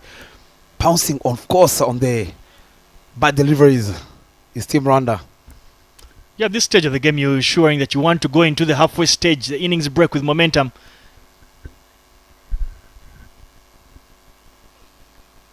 Gets a fine edge. Very well ball from Pereira. Draws his length backwards and this time manages to get that nick. Easy work there for Kassoman, the wicketkeeper for Botswana today. Rwanda lose their 4th. Tarindu Pereira changing ends. He's gone for plenty, but this time round gets rid of Daniel Gumisenge, trying to play him to that Kaukon region. Very good take there from Kassoman. That wicket goes down for Team Rwanda. They don't mind knowing, of course, they have the likes of Rukundo Jean-Pierre, Martina Kayezu, Mohamed Nadil back into the dugout, padded, geared up and ready. Surprisingly, we don't see Martina Kayezu being promoted. The man, of course, who has scored 50 off 17. I would have loved him to go out there and express himself. Around 44 for 4 after 17.2. Jean-Pierre Rukundo, the new man, joining Orkide Tuisenge. The third man is inside the ring. You would expect Tarindu Pereira, of course, to cut off the pace. Plays it to the back foot. And he will get off the mark is Rukundo Jean-Pierre. Very intelligently done to make sure Orkide Tuisenge gets on strike. Does the right thing there. Simply tucks and runs. He'll know they have 15 deliveries to go. It's important for Orchide to be on strike. But you did speak about Martina Kayezu. I think Martina Kayezu has had a bit of a difficult time with bat in hand. He's looked a total shadow of that man who scored 15 of 17.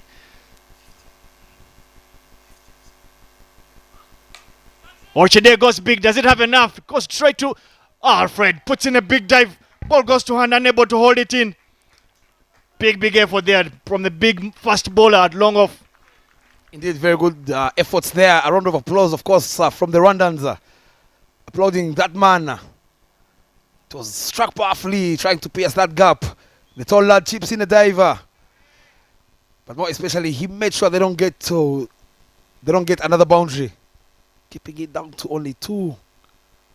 The intentions are clear. Orchidea loves hitting the pace bowlers downtown. He loves taking a shimmy. He has 2 more deliveries to come. Goes big again downtown. Very good fielding in the deep again to carry it off to only 1 run. Good work there from Pomelo Silas.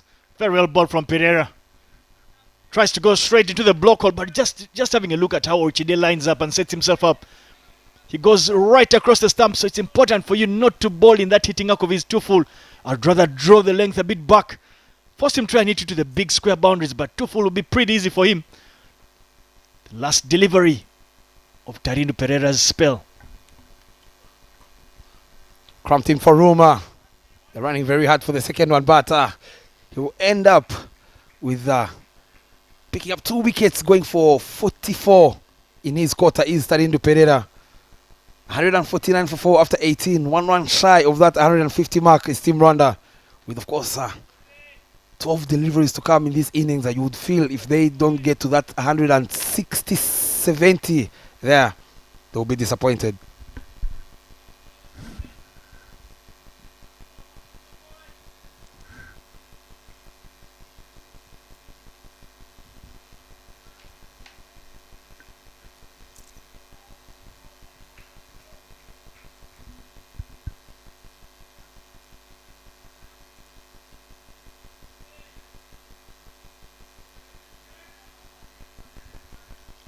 And with 12 deliveries to go, you'll be thinking that Rwanda will be looking to get at least 22 runs. Change of pace from Alfred. Rukundo Jean-Pierre trying to pounce on it, picking that fielder at long on. And that should be 150 up for Team Rwanda. Inside just 18.1. How many more can they add? It is, of course, that time of the innings where you go big or you go home. Oh, lovely piece of bowling there from Alfred. Change of pace, deceiving Orchideti Isenge. Ends up yoking himself. But they will be happy to keep the scoreboard ticking. Every run matters.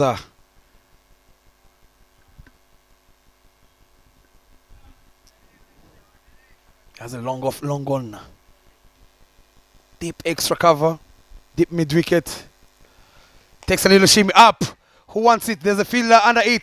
Vinu, who takes a very good catch. Buemo Kumalo, I beg your pardon, under immense pressure. Rukundo Jean-Pierre holds out in the deep. Shot number 20. And Alfred picks up his 2nd wicket. Another slower delivery. Takes all the press off. Deceives Rukundo. Rukundo took a little shimmy. Only got height to it. Never got distance. Buemo Kumalo completes yet another catch. He's been tremendous for Botswana at that long on position. But Rwanda lose yet another wicket. John Pierre sent back for only 3 runs off 4 deliveries. In walks another all-rounder of this Rwandan outfit, Emil Ruchiriza. With just 9 deliveries to go, the task at hand will be simply for him to just get Orchidea on strike and let the lanky mid-order batsman Orchidea to try and muscle the boundary.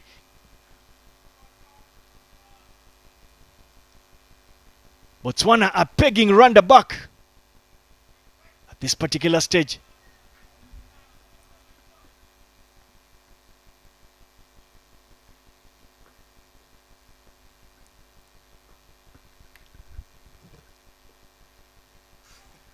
Very old ball yet again from Alfred. Takes all the pace off that one.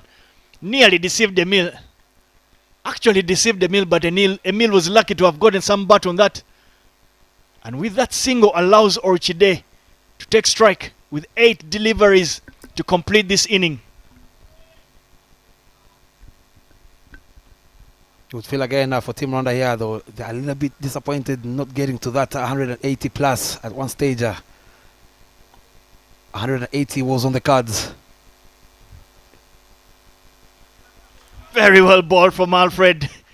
He's enjoying this contest, and is he actually winning it at this stage. He's conceded just 3 runs in the penultimate over of the inning and picked up that prize wicket of Rukundo, the all-rounder for Rwanda. Just needs to bowl a delivery that shouldn't go for a boundary to close out the over.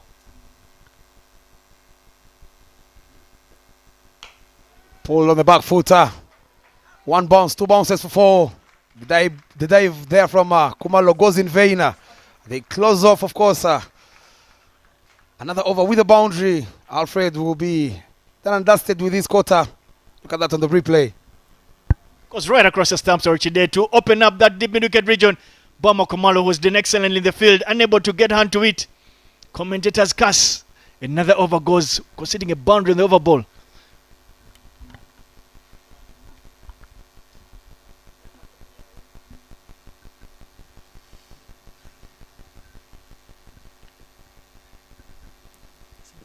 Alfred, of course, will finish his quarter, picking up 2 wickets, going for 35. Last crucial 6 deliveries to come in this first innings of match day 7, game number 13.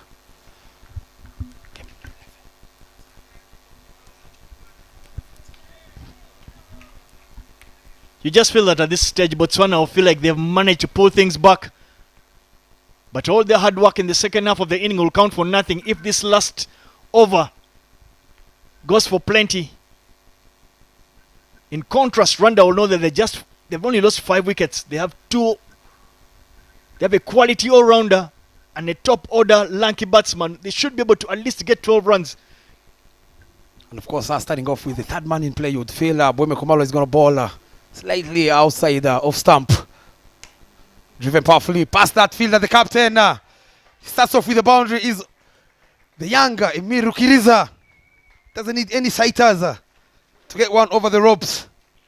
160 comes up. Full delivery with Thonofa. Gives it a big whack. Karabu unable to get a body behind it. Starts off the over tremendously, picking up a boundary. Good field there from Karabu, of course. That was struck powerfully from Emiru Kiriza. There's a deep mid-wicket, long on, long off, deep extra cover, and the 3rd man in play. Much better line, despite of course going down as a wide, but you can see the intentions are clear from Boime Kumalo trying to target that white line. Good effort there from Boime Kumalo. A bit harsh, I would say, but the line belongs to the umpire. I think for me at this stage, the more important thing is the length. The run and batters are quite strong, so if you bowl too full, you will pay the price as he did off that first delivery. So you'd want to see Boime Kumalo draw the length back, force him to hit to the big deep mid-wicket boundary. Change of pace, outfoxed there, but Orchide trying to sneak in for a single, and the umpire NSC says he fell short. Very good there from that man, Kasoman, a man with a lot of talent. Getting rid of course of that Orchide to Isenge, trying to get on strike. Change of pace there from Boime Kumalo, outfoxing Emiru Kiriza. Orchide trying to sneak in a single, and he will keep running to the dugout.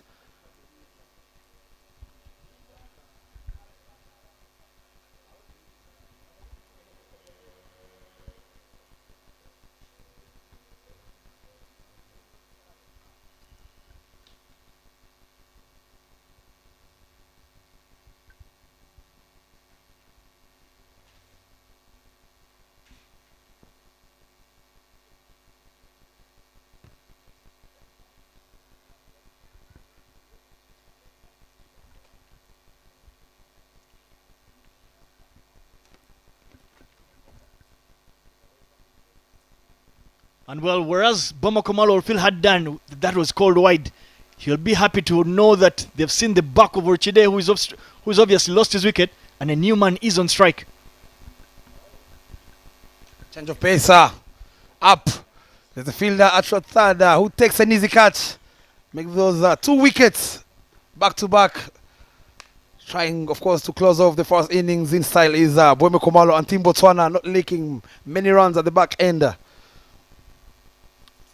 Very well bowled, takes all the pace off, draws the length back. Martin Akayezu throws the kitchen sink at it, but unable to get any meaningful connection. And Rwanda's search for the quality all-rounder 3-dimensional cricketer they need in that mid order continues. Martin Akayezu is sent back without troubling the scorers. Not only that, Davis, even the way they have failed to close off the back end of the innings, where normally you would love to score at 9 runs and over. They've managed to lose wickets in succession. Easy cut there from Vino, a man who's been struggling in the field today.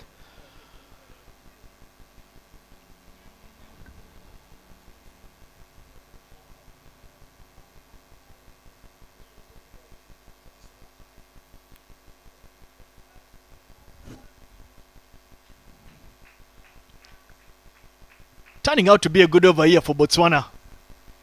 Picking up wickets in clusters. And what had at one time appeared like a 180 total is turning out to be just over 160.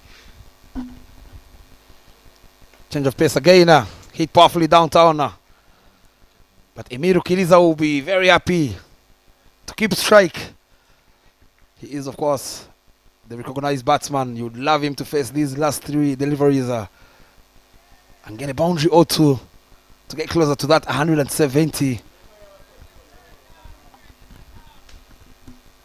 On the contrasting end, Bama Kumalo want to draw his length back. Take the pace off as he did against Martin Akayezu, but draw the length back, not allowing Emil to get right under that one. Change of pace again, up. There's a fielder, Tarindu Pereira. And he drops, he makes a mess of it, is Tarindu Pereira. No, the happiest is Buemo Kumaro there on your screens. He felt he had his man. He did all the efforts of cutting off the pace. Where that man had to make a mess of it. Very well bowled by Boma Kumalo. Exactly what I talked about. Take the pace off, draw the length back, force Emil to hit the bigger boundary.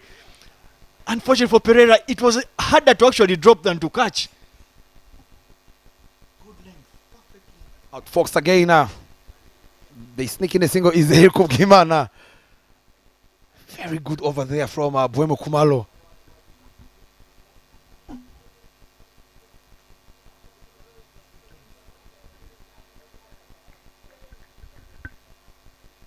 Last delivery to come in the first innings.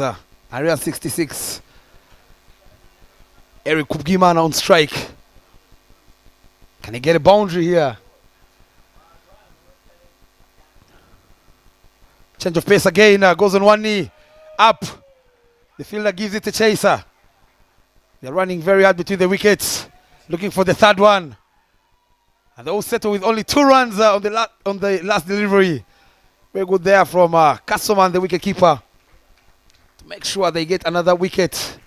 It's going to be 168 for 7 after 20 overs.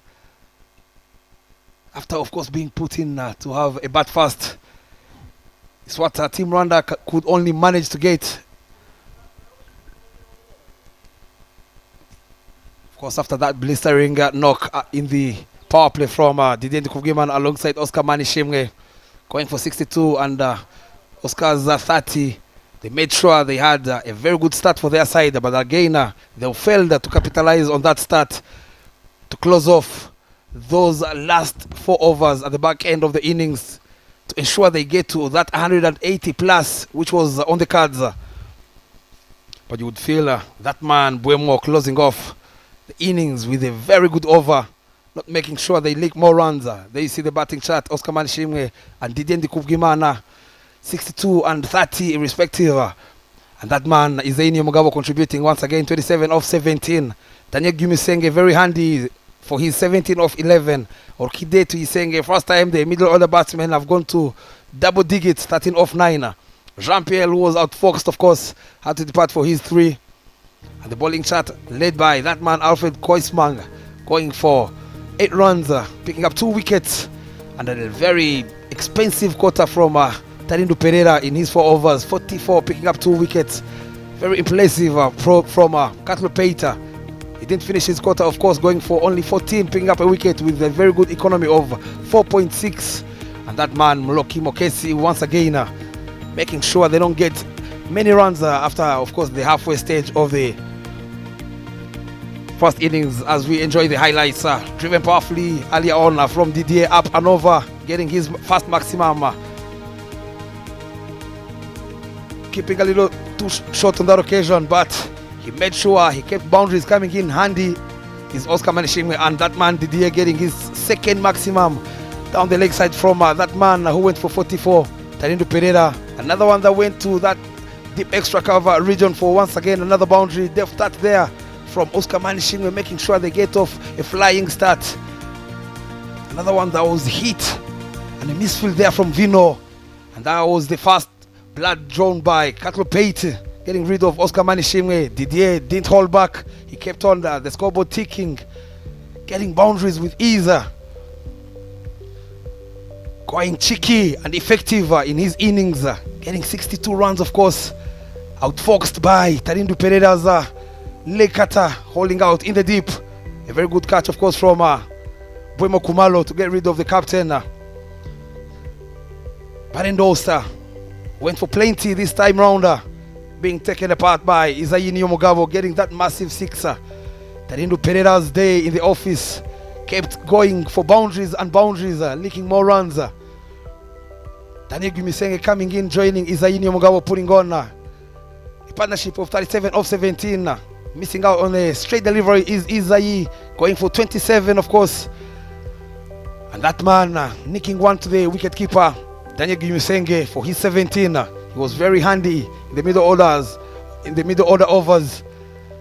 A very good catch there from that man again, who closed off the first innings in style. Buemo Kumalo picking up his second catch in the innings. Emilio Kiriza getting one past the captain at covers to get off the mark in style. Another run out there completed. Orkide Tuisenge trying to get off on the strike, I beg your pardon, ending up chipping another wicket. Lovely over there from Buemelu Kumalo to close off the innings, going for only 9 runs, picking up 2 wickets, 2 being run out. And that was the last run out, trying to get 3 runs to add to the total for Team Rwanda. We'll be back shortly for the chaser. Do not go anywhere, as Rwanda have set a target of 169. Team Botswana will be chasing 169 in the next 20 minutes.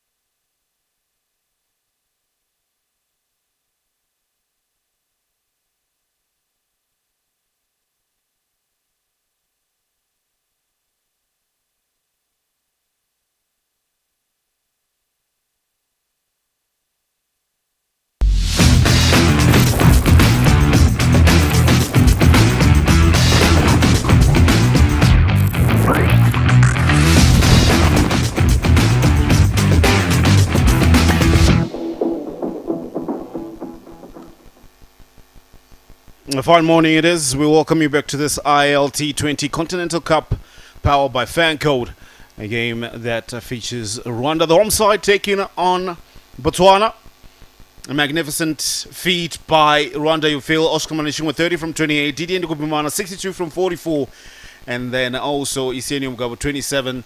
Those were the notable scores to write home about. Everything after that, they started to crumble. But magnificent feat to get to around 168 for the loss of 8. 6 extras given by Botswana. I'm Mr. Wanda Eli. I'm with Davis Krajani. Take us through the Botswana bowling card. Not much right home about, of course, from the Botswana bowlers, but Alfred started things off, went for 35 in his 4 overs, picked up 2 wickets. Bamako Malo bowled an exceptional last over, picked up 1 wicket, went for 38. Tarindo Pereira went for quite many, 44 in his 4 overs, picking up 2 wickets. Carlo Plate was a pick of the bowlers, went for just 14 in his 3 overs, picking up 1 wicket. Mula went for 26, no wicket. The 1 over solitary over for Michael Badenhouse went for just 9 runs. Botswana were unable to keep Rwanda down to a low score. Rwanda got 168 for 8. And in your frame there, the fans, and you say those are officials. They look like the officials and a couple of people enjoying the sights of match day number 7, match number 13 of the ILT20 Continental Cup powered by Fancode. In your frame there, the dugout for Botswana, they will know that the task at hand is not one of marginal proportions, but they will feel that this is a total that they should be able to hand down. Especially the fact that Regina Honda is back in the side. Vinu Balkrishna gets another opportunity opening the batting alongside Karabo Motlanka. They'll be feeling that if they can get a good start, anything similar to what the Rwandan opening batters did, they should be able to have the resources and the ability to hand down this 169. The top order for Botswana definitely will have a big role to play in how this match ends. All psyched up and ready and geared to go. Vanu Balakrishna and Karabo Mutlanka.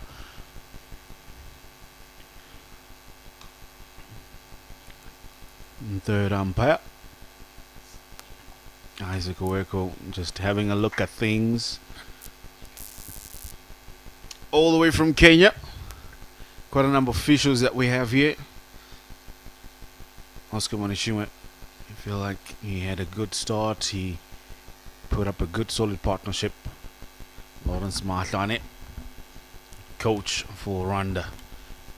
Think you'd be happy with his team's fare out there?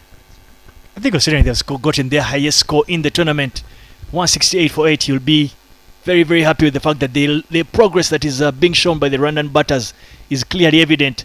We'll know that he's obviously a former national team coach of Uganda. The Cricket Cranes themselves is a former under-19 coach of South Africa. So he's one that has had tremendous success with the developing sides and ensuring that players can be able to transform from that underage category into elite players. So he's one that he knows his way around, very, very good thinker and deep thinker of the cricket game. Rwanda will be hoping to make full use of him.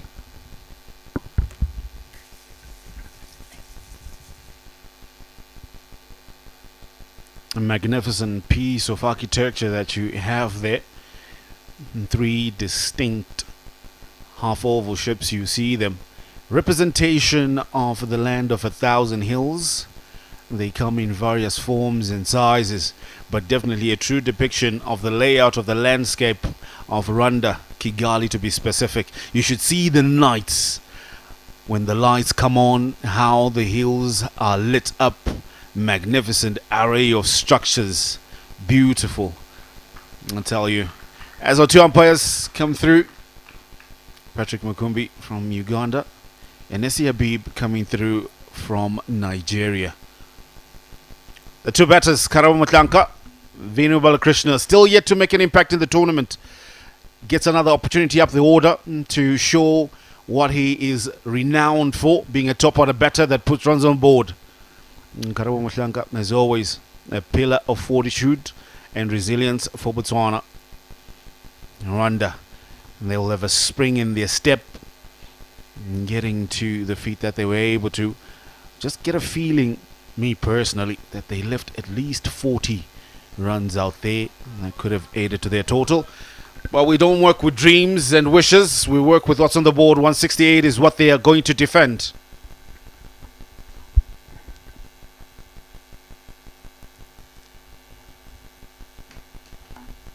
The man in your frame, captain of Botswana, Karabo Modlanka, has had a decent tournament, slightly below his standards. Especially the elegance that he does ooze. You get a feeling that he's perhaps is due a very big score. For Botswana, they'll be hoping that this is the game that he gets that big score. On the contrary, Rwanda will know that they need to quickly see the back of this gentleman. As if he does get going early, that can be a real problem for them. And the man on the other end is Balkrishna Vinu. Hasn't gotten many runs, Ella, as he rightly stated. It must have been a difficult decision to either allow Vinu another opportunity or allow Castleman, who has actually done exceptionally well alongside Karabo, to open. Difficult place, but such is the task at hand. You're hoping that you'll be trusted, just like Zappi Morris Biminyimana being trusted to open the bowling from the airport end in the defense of 168, the target being 169 here for Botswana. First ball up in defense. Here we go. Slow delivery and clipped off the pads. Hit the man that's on the boundary in this deep square leg. Good to see a hint of lateral movement there from Zappi Biminyimana, managing to get something out of the wicket. Especially the fact that there is a cloud hovering over the ground. Bit of, you'd say, overcast conditions. Rwanda and Didier will be hoping that if you can nick off one of these top order batters, this is basically a contest between two very top heavy sides. Botswana will be hoping to try and get out of the blocks quickly. They will want to do just like their opponents. They made great use of the restrictions of the power play. Scoring at 10 and over at the end of the power play. You are around that 50 mark region. Pace off. Looking to work it onto the onside. Vina Balakrishna.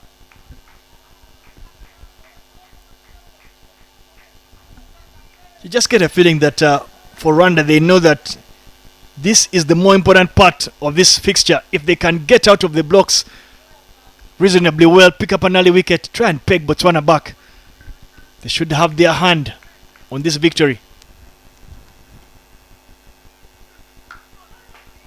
Behind the ball. It is also important to note for Rwanda, they will know that Vinu doesn't have many runs on the board in this tournament. Lack of form, you would say.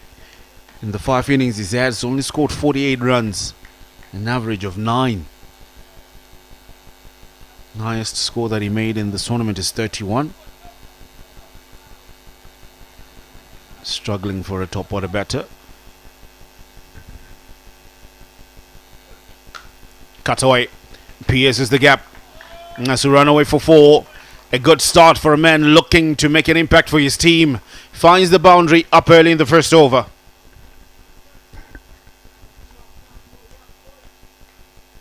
Short and wide delivery, not actually too wide, but Vinu clearly one that likes that extra coverage on anything square outside of some. He's going to chance his arm and he's managed to pick up that boundary. That should give him a bit of confidence. He'll be looking to build onto.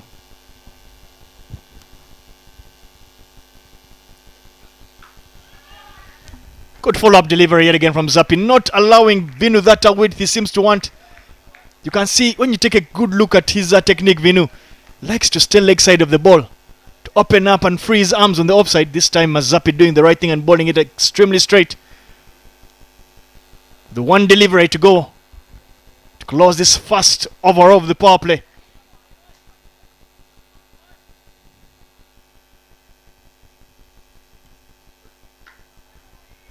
Very well bowled yet again. Good follow-up delivery from Zappi Binyimana, and with that dot ball brings an end to the first. Botswana 6 for no loss.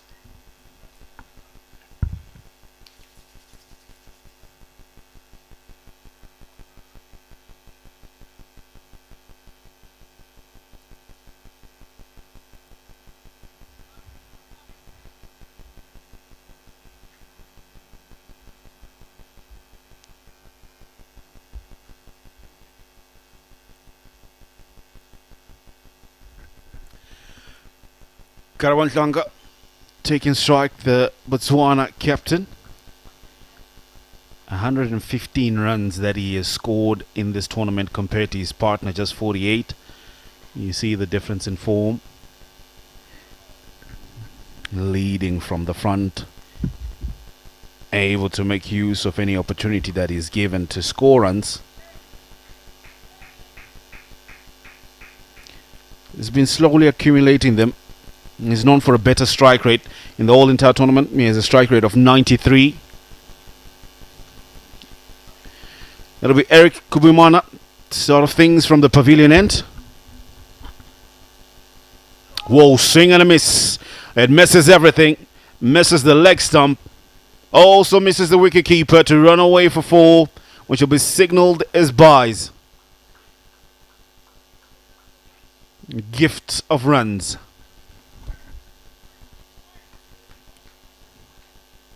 Good start-up delivery. Right in the block hole there, and Karabo unable to get any contact on that one, but he clearly beat Didier. Much needed and welcome boundary for Botswana. They will take them regardless of how they come, but good to see some movement there for Eric. Again, the ball is swinging, some lateral movement that has been missing largely in the tournament.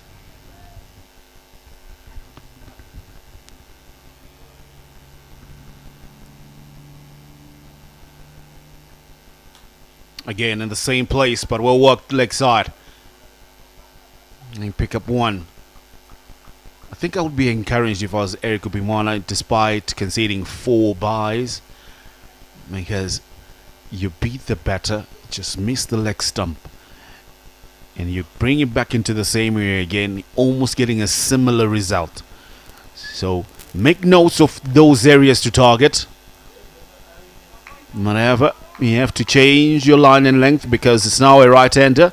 Botswana opening up with a right-hander and left-hander. Vinu in your picture is a right-handed batter. The field will change as also the line of attack.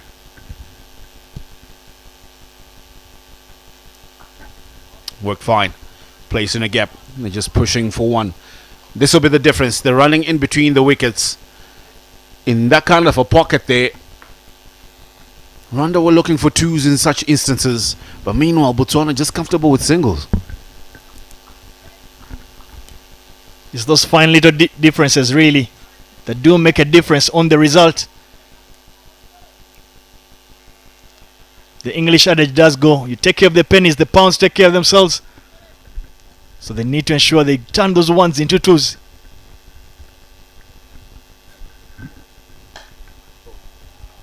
Struck well. 1 bounce and 4. And pitched up in the slot. Targeting the shorter boundary. The straighter one was Karabo Mutlanka. Finds a boundary. Welcome 1. Full delivery from Eric. You obviously do understand, but very well struck by Karabo. Elegant in that. But you can tell that Eric is trying to get as much lateral movement, which would mean that he has to bowl the ball much fuller. Don't think he would be too worried about that.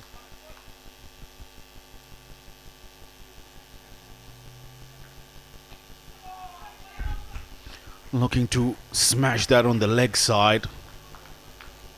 Why the change in plan? You played a straight one. It could have gone in the same region because it was floated up there. Gets an inside edge onto the pass. Fortunate, you would say.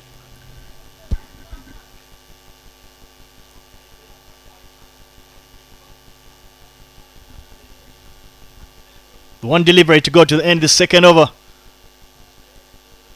A decent one already by Eric. Inside half of the bat there yet again from Karabo Modlanka, struggling to find that elegant timing we talked about, and with that dot ball brings an end to the second. Botswana 15 for no loss.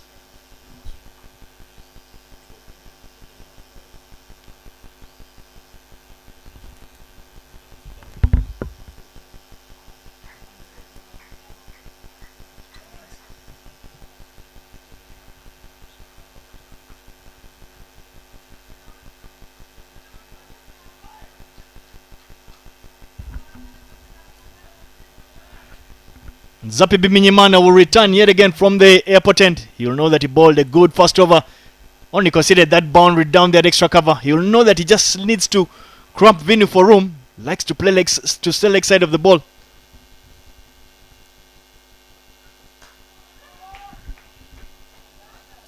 Vinu Balakrishna. Minimal foot movement, backing his hand and eye coordination. Just small steps that he has. Not that he is a big man in terms of height, but if you can just add a little bit more fit movement, you would get to pitches of delivery much easier. Works the leg side, beats mid wicket, and they can pick up a couple here.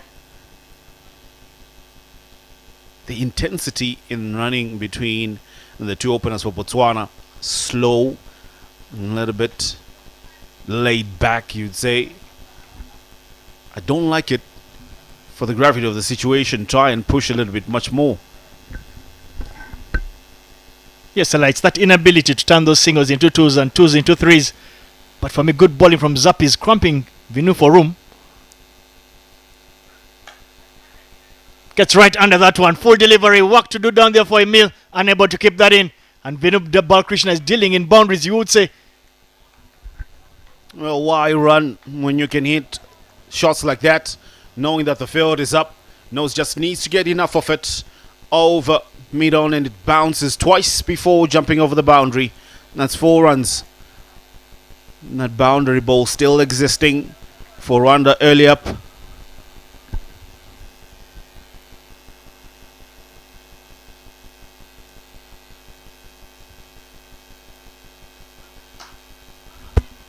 Full delivery.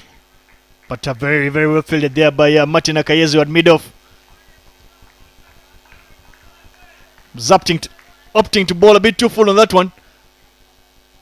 But the more important thing for Zappi is ensuring he's not giving Vinu any room. When you look at that, the lines of attack for Zappi, full and straight.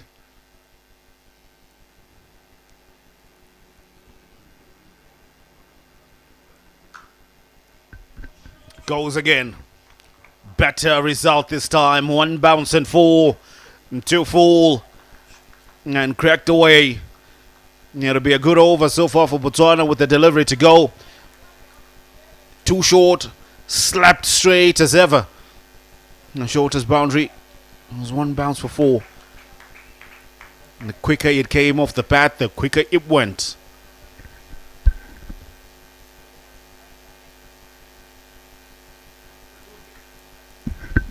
Goes again. Back-to-back boundaries. The first one had conviction in it. This time, fortunate on this occasion, finding a thick outside edge. Vinu Balakrishna trying to be on the charge here. 3 overs done. It'll be 29 for no loss. No matter how they come, thick outside edge, able to beat the fielder on a third man. Big over there for Botswana in the third. 29 for no loss.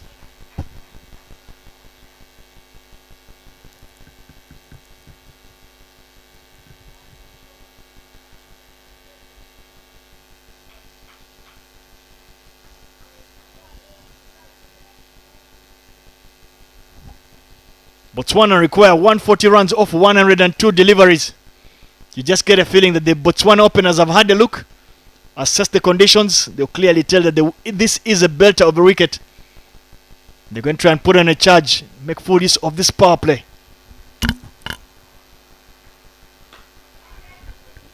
Now looking to cut that one.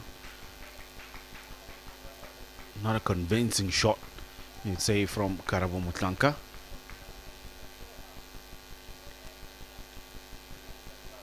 Just having a look at the toe end of his bat. He understands the gravity of how much it relies on him batting longer. In the previous game versus Uganda, batted for more than 15 overs but didn't make much impact. He's hoping for a better outing today. Straight into the covers. He's seen 8 deliveries so far, just 6 runs off it. But meanwhile, it's his partner, Vinu, 19 from 12. Some beautiful shots is played, others fortunate. But that's how you play it. Fortune favors the brave, they say.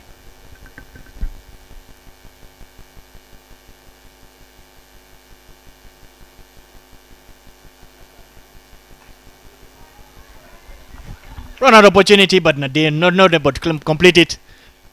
Bit slow to get that one, but that allows Karabo take a squeaky single. He's not timing it as well as he would have liked. But Eric at this point will be the happier of the two that at the halfway stage of this over, it's only conceded 1 run. And with that 1 run brings Vinu Balkrishna, the one that has been on the charge on strike. You reckon Vinu will be looking to target that vacant square boundary on the offside?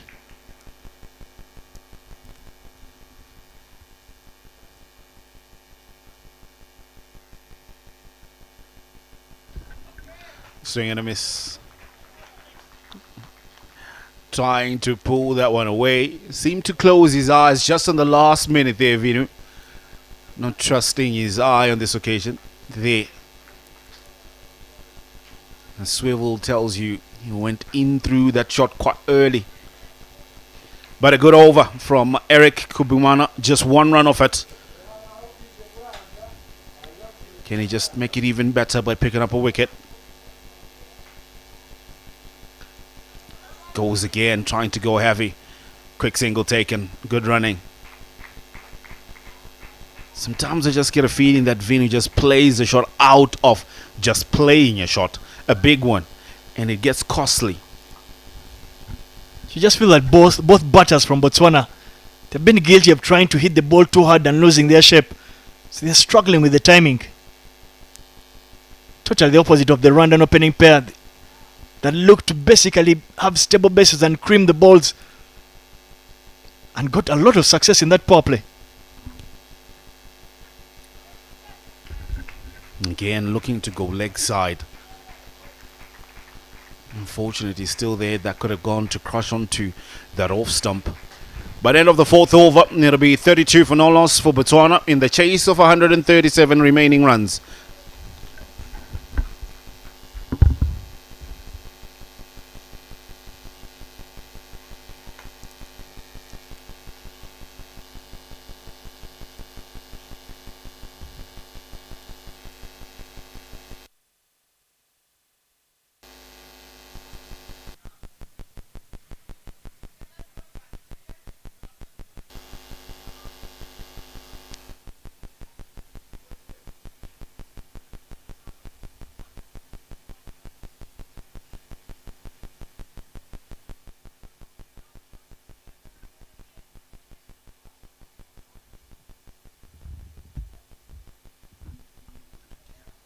Change in bowling. Nadir Mohammed pace off. Karamo Mutlanka, man who struggles against spin, is on strike. Good thinking from Didier. Taking notes of the previous games that they've played. He knows that this will be a good matchup here. Can he possibly strike early and find a wicket up?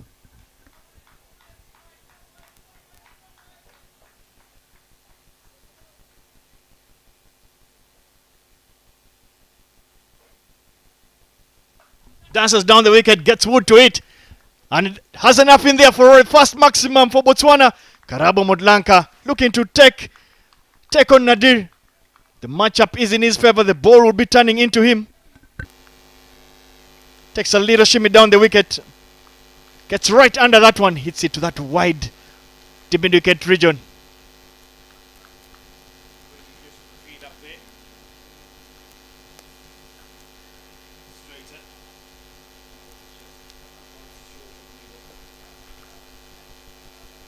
Trying to hit him out of the attack is Karamo Mutlanka because he knows that he struggles against spin. Not that that's a bad decision to make or strategy. You know that if you can get a big over here, you might just put Rwanda back into a cocoon and they go back to what you're comfortable with. Yeah, but he also knows that Didier will heavily rely on how well Nadir bowls. He's been the most economical bowler in the tournament. So if you can hit him out of the attack. And there it is. He goes big yet again. This time it's off the blade of Vinu. Does it have enough? Yes, it does. Hits into the screen. 2 sixes in the over already. Reaching for that one was Vinu Balakrishna and got to it. And playing it straight, that was the safer. Lots of elevation, I tell you. Just enough to get to that side screen. Oh, well balled. Whatever. Nano pitch outside. Leg stump. Good comeback. Good comeback. Not fearing. The matchup is Nadir Mohammed.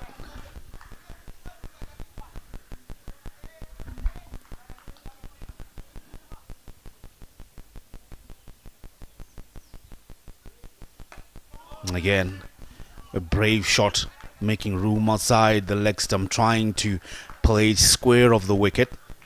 A shot of confidence, you'd say, for men with no runs or very little runs.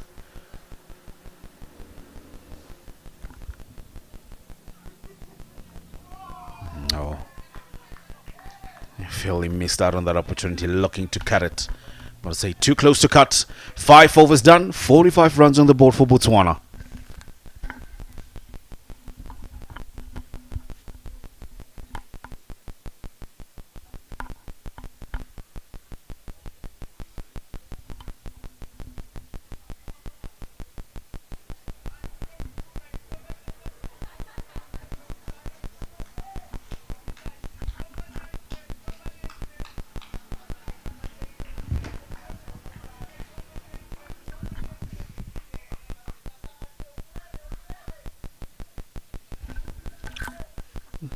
Pound for pound, these teams are going evenly poised, you say, in the same place. Rwanda with 61 for no loss, Botswana 45 for no loss. I'd say that they're almost going at each other here. Martin Akayezu into the attack and starts off with a wide. Credit to Botswana, they have looked to simply match exactly what the Rwandan opening duo did. Trying not to let themselves fall too far behind the required rate.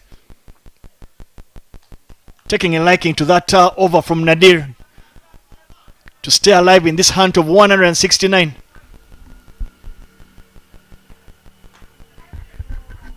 I think he should hit third man.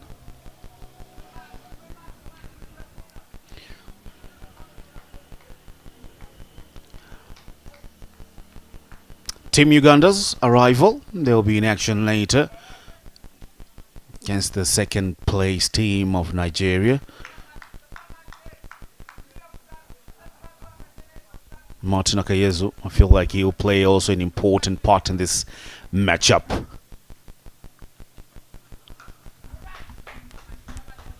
Very well ball from Martin Akayezu, cramping Vinu Balkrishna for room. You can see he balls those off cutters. Makes it a bit difficult to get worked to that vacant extra cover region. So that will be something to think about for Vinu Balkrishna.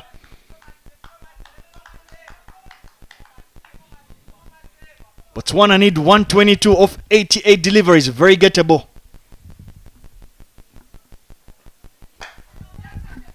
Worked on all side. It's good running.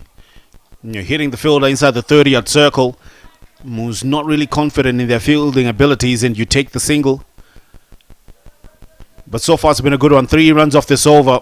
Martin Akayezu trying to pull things back. Botswana have been going around 9, at times 10 runs per over. Required run rate is 8.3 and they're currently at 8.7, so they're matching what's needed. And just like that, and this one is well hit. And it'll go over the boundary for 4. Nyamugabo tried to bring it back, but did not have enough room or boundary length to work with.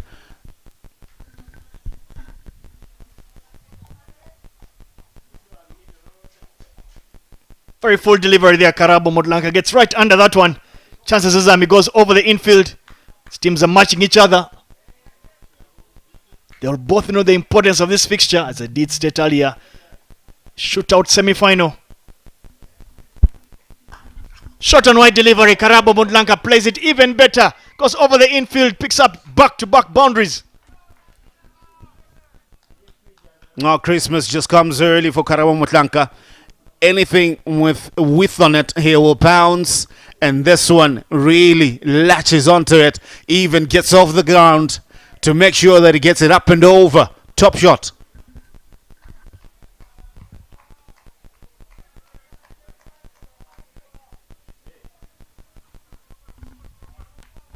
Two deliveries to end the power play. Very important. Two deliveries.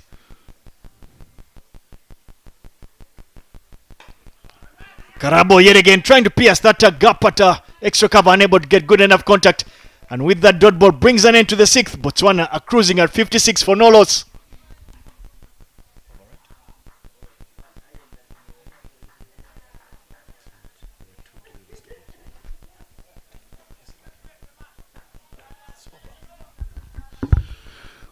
Let's have a look at the power play, how things started off for Botswana in their chase. Vilubana Krishna opened things account, as well as some fortunate runs that went through. But Karabo Mutlanka has timed everything that is in the arc. Vinu as well, matching him strike for strike. Pace on, and they were fortunate also. And they took a liking to Nadeem Mohammed, using their feet, both of the batters, in one over. And they went really big on him, targeting the shorter boundaries, as well as targeted Martin Akayezu, who was bowling the last over of the power play. So magnificent striking. Brilliant start by Botswana. They haven't lost a wicket in the power play, in 56 for no loss, as we come to the end of it. Emil Rukuriza into the attack.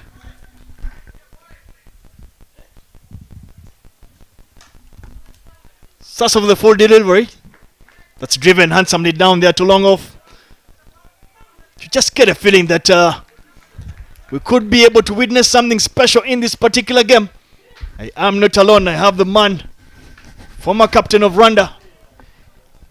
He is going to be the voice in the commentary box. Welcome, Bob. Thank you, Davis. Changing the bowling, of course. That man right arm off break. You would feel this is a very good move from Didier Ndikubwimana. Bringing in Emir Kiriza, knowing that the left-hander is still out there. The captain is going to be spinning it away from him. He has a sleeping place, of course.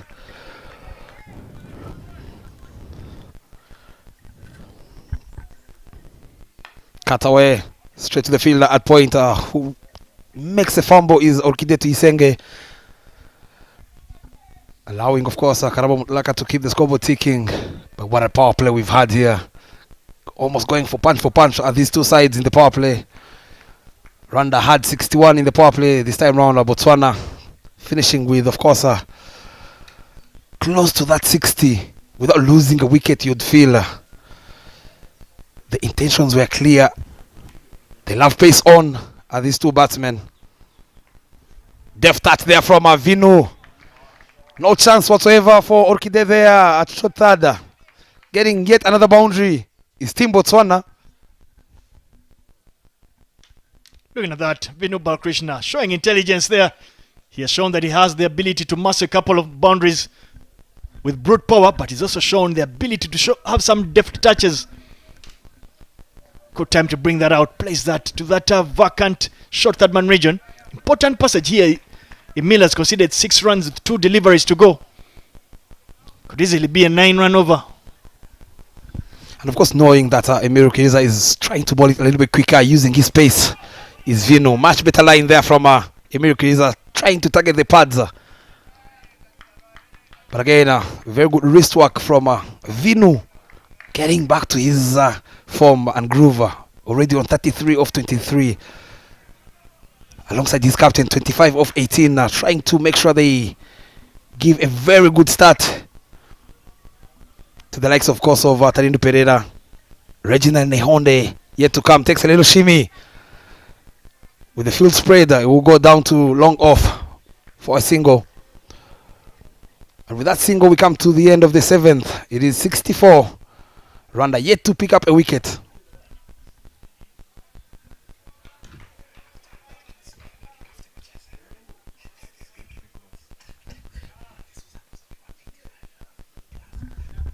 They see the batting chart, Karabo Mutlaka and Vinu, 26 of 19 from the skipper, and 33 of 23 from that man Vinu. Looking at the bowling there of Rwanda, nothing in the wicket column so far, but they've been tidy. Eric started things off, scoring good for 9 in his 2 overs. Zepi went for a bit too many, 19 in his 2. Nadir went for 13. Unlike him, for 13 of 1. Martin Akeza has gone for 11. Richards has gone for 8. It is a bowling scorecard that Rwanda will not be very proud of. But there is a change of end for Nadir. He is going to bowl from the pavilion end. Cuts away powerfully, beats that fielder Orkide to Isenge. The chase is on by Zapi Menyimana. They will scamper for 2 runs. Very good rotation of strike. And now when you look at the partnerships, the first partnership of Team Rwanda, Oscar alongside the captain, they were on 75. And now these ones are cruising. Vino and Karabo, already the partnership is now worth 66. Of course, they would love this man to pick up a wicket as soon as possible. Cut away again. There's protection in the deep. Rukundo Jean-Pierre to carry it off to only 1 run. Nadir, for me, already having an off day, is bowled a little bit too wide for my liking, especially to Karabo. Karabo will feed off that day and night. Nadir will be hoping, not just Nadir, but even Nadidi and the Rwandan out will be hoping can get his right down target. Look to attack his stumps, attack those stumps as we've seen him do throughout the tournament. But at this particular point, it's looking very, very close.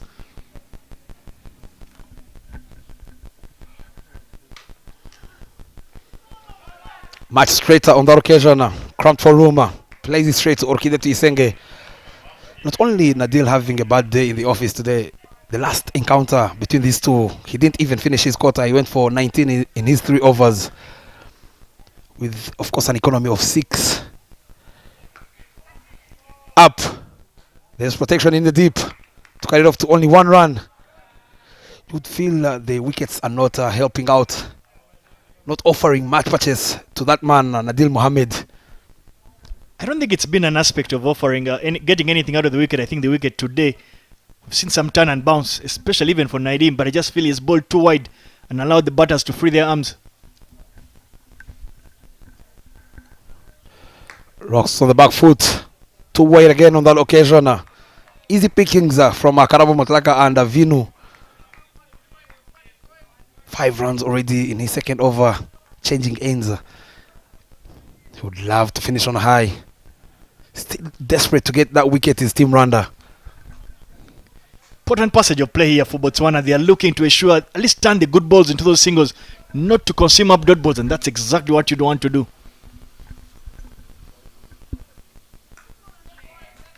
He'll end up bowling into the pad. Another dot ball. A very good over, going for only 5 runs. 69 for naught after 8. Moving at 8 runs and over is Team Botswana. They see the partnership worth now 69 of 48. Contribution from Vinu, 34 of 26, and the captain, 30 of 22.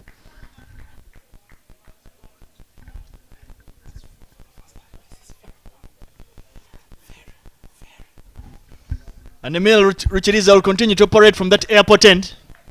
It is freezing here at the Gahanga Cricket Stadium.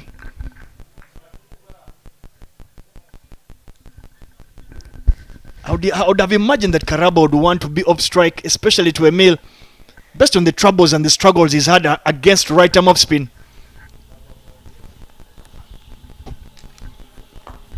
Cheeky and effective. Up and over that fielder at pointer. Orkide to Isenge, who chipped in a diver, but in vain. Very good innovation there from Karabo Mutlaka, getting yet another boundary. Classy shot there, premeditated shot. Very, very well played from the youngster Karabo Mutlaka. He will know just how important he must get a handy knock. Not just a knock, but he must contribute handsomely in Botswana's attempt to get down that 169.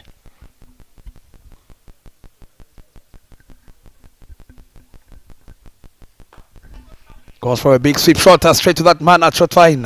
Oscar Manishimwe. That was struck powerfully. Very good fielding indeed from Oscar Manishimwe.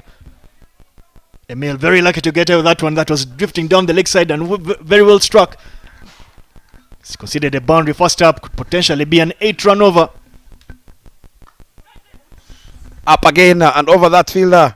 enslaves Izaini Omugabo. 2 is the call. They're running very hard. They should get 2 runs with ease. We spoke about earlier how Botswana gets better and better in the tournament. Already 75 for naught, edging and closer to that 100 mark without losing a wicket. You'd feel just needing 94 of 69. You'd feel now they have the upper hand of this chase. Takes a little shimmy, walks past 1, and it's going to be Emiru Kiriza picking up his 50th international T20 wicket, getting rid of the big fish, the captain Karabo Motlaka, who wants to depart for his 36 of 25.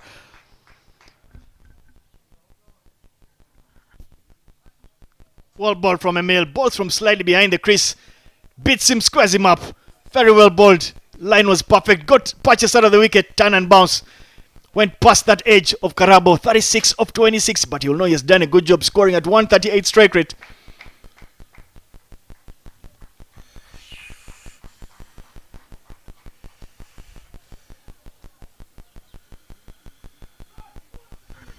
And with that dismissal, in walks Castleman Monroe, who is back in the side. Today we did see him keep wicket. Interesting statistic Bob wants to give us. Interestingly, here in the first innings, Katro Pate coming in to bowl the 9th over, picked up the first wicket of Oscar Manishimwe, and this time round is that man Emiro Kiriza, the right arm off break, picking up the big fish Karabo Motlaka.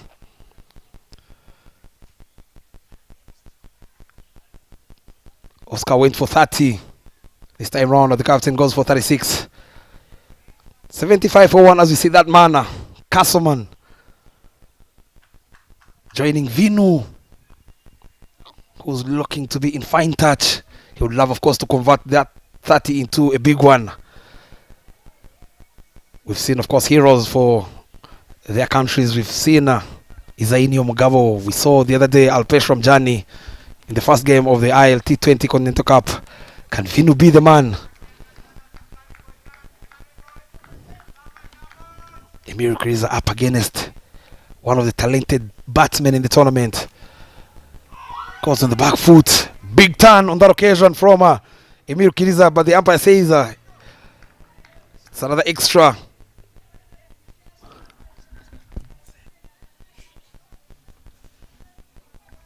Interesting statistic here Bob has just given us. Rwanda lost their first wicket with the score reading 75 in 8.4, the exact same position Botswana find themselves in. Knocks him over straight away, goes across the line, and he pays the price. Big wicket here. And it's that man, shot number 23, picking up his second in the over, getting rid of that young man, Castleman. Trying to sweep another full and straight delivery. Middle stump, out of the ground. Make that 2 wickets. Very well ball yet again from Emil. Perfect line, got just enough turn. Celebration there from Didier says it all. Big wicket. Sent back Castleman without troubling the scorers. A man was being in form for Botswana. But in walks yet another batsman from Botswana, who is one of those very few that has scored a 50 in the tournament. He walks in at a number 4. Luckily for him, he has fine company in Vinu Balkrishna on the other end, so he just needs to knock the ball around, put together a partnership, and keep their eye on the scoreboard, see if they can go big much later on. And that man, of course, Reginald, he's been in and out the side of Botswana with all the experience he possesses. One of the players you would feel can easily take down this chase. Team Rwanda on the other side, though, know his wicket is very key in this chase. Takes his time at the crease, building, of course, a partnership or two, and his innings. Shot ball pulled away on that occasion. He gets off the mark with a boundary. In style is Reginald Nehonde, striding down from Emiro Kiriza's delivery, the last one, and he gets the treatment he deserved. Nothing ball there on that occasion. Chiriza is bowling from the other end. Drop and run there. Good cricket there from Vinu. Not the quickest between the stumps. Settles for a single, and with that single allows Regine Honde to take strike. Botswana need only 88 runs of 65 deliveries. You feel that the target is not too far out of touching distance for them. It is, of course, an even poised score there, 88 of 65. But that man is going to be very key. Emiro Kiriza, of course, going for 11 runs and picking up 2 big wickets, breaking the partnership, of course, of Vino and the captain, Karabo, and making sure he gets rid of the young Castleman. Into the pads are flicked. They'll be very happy to keep the scoreboard ticking. Very easy pickings on that deep mid-wicket region. You would feel, of course, they're trying to protect the boundaries.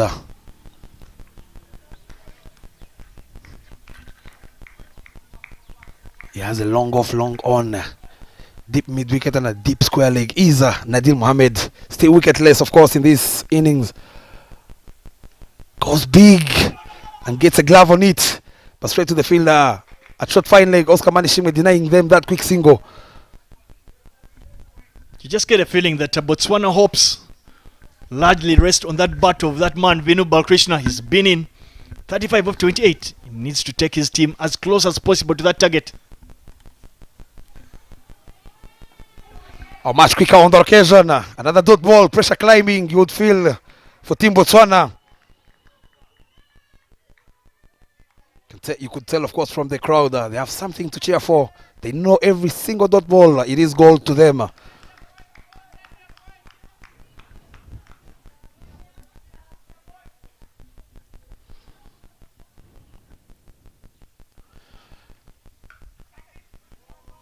Short and right delivery, get some patches of the wicket. That slow bounce, turn and bounce, that's exactly what you want to see.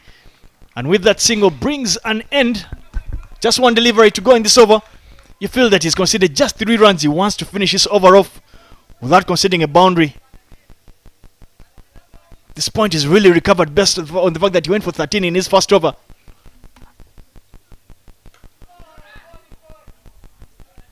And that's a very, very well ball from Nadir Mohammed. With that dot ball brings an end to the 10th, and at the halfway stage, Botswana 83 for 2.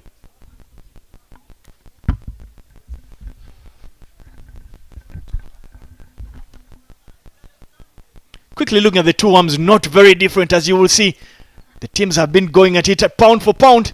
And at this stage, Rwanda were about that 80 mark. Again, at that point, they're only fighting for 2, lost 2 wickets. So you feel that these teams are evenly matched at this particular point. Rwanda lost some wickets at the back end. You feel that they might have been about 20 or 30 runs short based on the start that they had. At this particular point, you feel that the mid-order batters for Botswana have a job to do. Emil Rucheriza, the only Rwandan bowler so far to have had some success picking up those 2 wickets.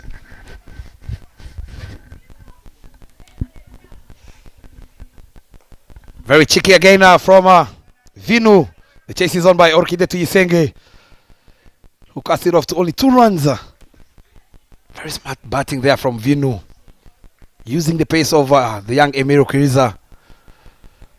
You just get a feeling Emil has been guilty throughout the tournament of bowling some very wide deliveries and bowling that occasional short delivery. It's basically been a long hop, and batters have looked to simply wait for it and make full use of it. So it's just to get those 2 bad deliveries out of his repertoire. And I think you obviously, Rwanda would have a quality right-arm off spinner in their ranks. So wide, but he gets away with it. And a very good, interesting move there, removing that fielder at short fine leg. Izaini Mugabo to that mid-wicket region, denying them, of course, that chance of a single. But again, you got to be very careful you don't bowl it down the leg. Another dot ball. Interesting move here, I would say, for Team Rwanda. You would feel he's going to force, of course, a Vinu to play, to go for that scoop shot. Goes down. There's the fielder. Up and over. It's another maximum. Straight as you want.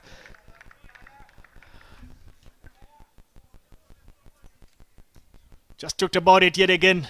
Emil guilty for bowling a bit too much width, and there it is. You can see it allows the batters to free their arms. And for a man who has been struggling to rotate strike, Vinu will take that with both hands and legs.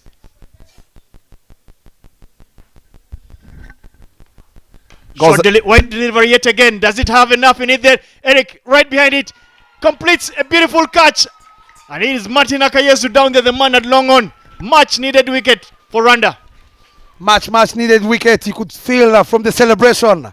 One shot too many for that man Vinu after getting a 6, trying to get to that 50 mark with another maximum, holding out in the deep to one of the best fielders in the side, Martin Akayesu, who didn't move an inch at the boundary ropes, picking it from outside off, playing it into the bigger part of the ground.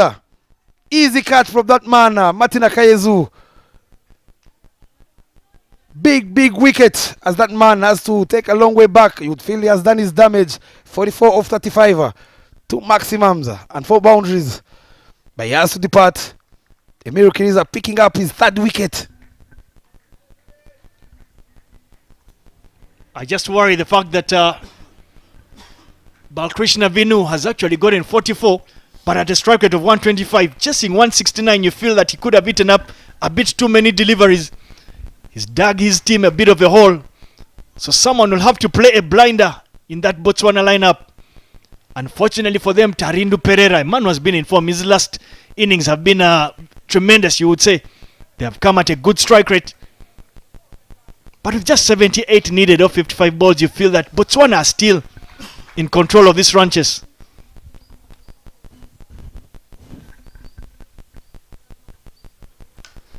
Goes downtown, catches the call. Back-to-back wickets. Emil Rukiriza, look at the celebration, getting rid of Tarindu Pereira, who is livid with himself. Holding out in the deep and long off. Zapi Vime Nyimana takes another catch. Make that 4 wickets for Emil Rukiriza.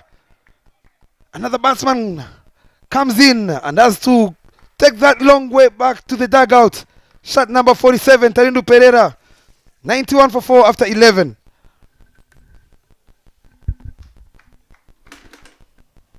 Slightly wide delivery yet again. Emil gets out with it. It was muscled flat.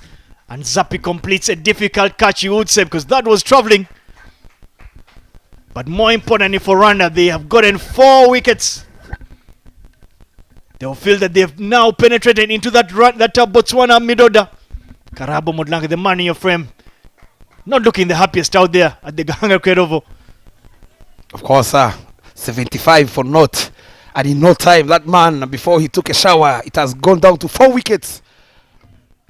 Emil Rukiriza will be on a hat-trick coming in to finish his quarter from the other end. It's now Mohamed Nadil to close off his quarter, yet to pick up a wicket. Soft hands, run out chance. No, the best of throws from Orkide to Yisenge. Should have been the 5th wicket if he had chipped in an accurate throw to the bowler, of course. Drop and run, Regine Hende wasn't interested in that single. He was called by the previous man of match, Pomolo Silas. They managed to scamper through. A bit risky for my liking. Very risky indeed. 2 new batsmen at the crease. Pomolo Silas was the hero the other day when they beat the Yellow Greens up against the Beast and Mohamed Nadil. One of the bowlers who doesn't go down without a fight is Mohamed Nadil. Goes in the back foot. Too close on that occasion. Gets away with it is Pomolo Silas.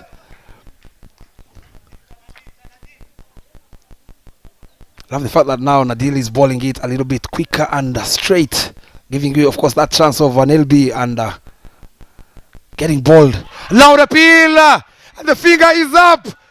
Just spoke about it. Commentators cast as Mohamed Nadil picks up his wicket, the first one, and the big one of Pomolo Silas, who gets dead and plumb without endangering the scorers.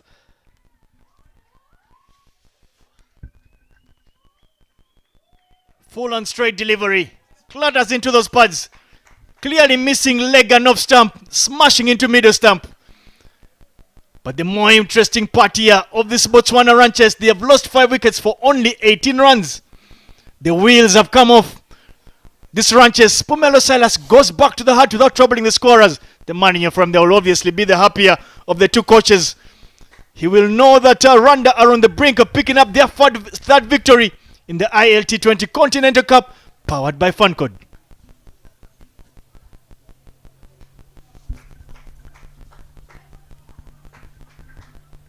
The new man, Michael Barendost, who's well known for his bowling.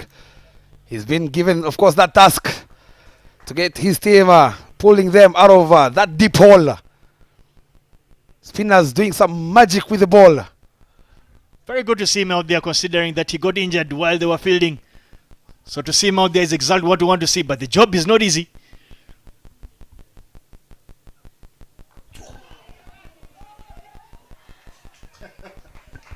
It's O's here in the commentary box. But back-to-back dot balls turning out to be a very good over for Nadir Muhammad and Rwanda. He conceded just 1 run and picked up that prize wicket of Pomelo Silas. 2 deliveries to come. Mohamed Nadir would be the happiest, knowing that the batsmen are trying to play him on the back foot. He would love to finish on a high.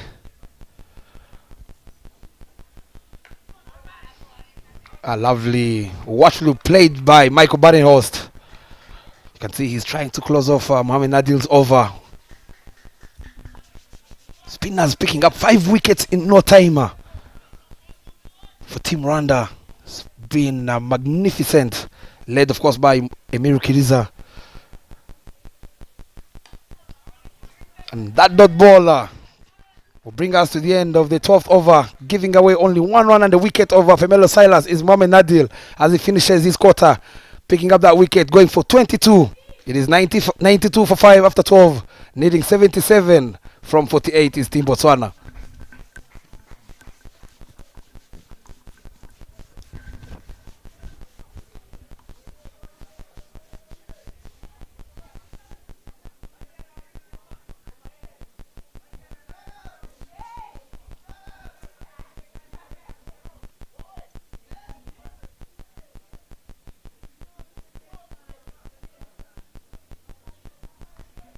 Cloudy conditions here at the Gahanga Cricket Stadium on match day number 7. Overcast conditions, clouds hovering over the stadium. But Rwanda enjoying this, they'll know that they have Botswana exactly where they would want them. Hat-trick ball drives it down the ground. Is Regina Nehonde.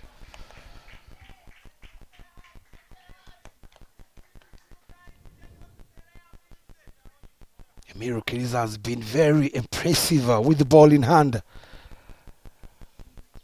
Youngster, every time he touches that cherry, brings a fortune for him. Wide delivery on that occasion, but there's protection in the deep.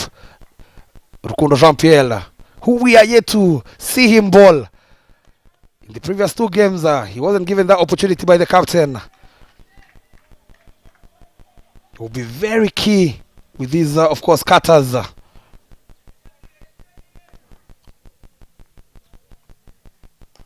For ball, opening up the face, trying to get it to third man. But the fielders are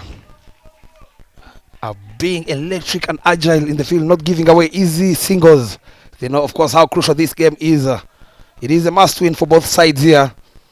Big question is who's going to go back at the hotel with that win. A lovely piece of bowling there from Emiru Kiriza.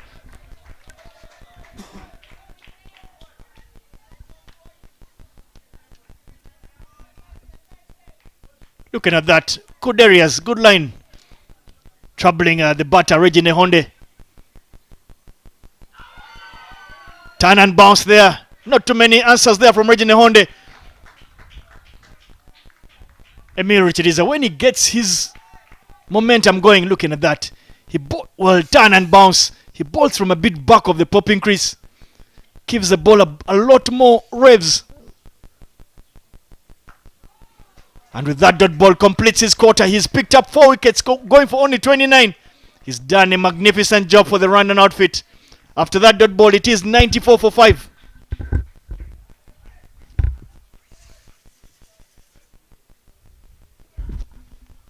The contrasting, you will say the Manhattans, not too many. You would say for Botswana, they got off to a good start. But at this particular point, not many runs being scored in the middle phase of the game. You can see the wickets for both teams were lost from over number 9 moving forward. So you can tell that this is such an important passage of play for both sides. And at this particular point, Rwanda will be the happier of the two.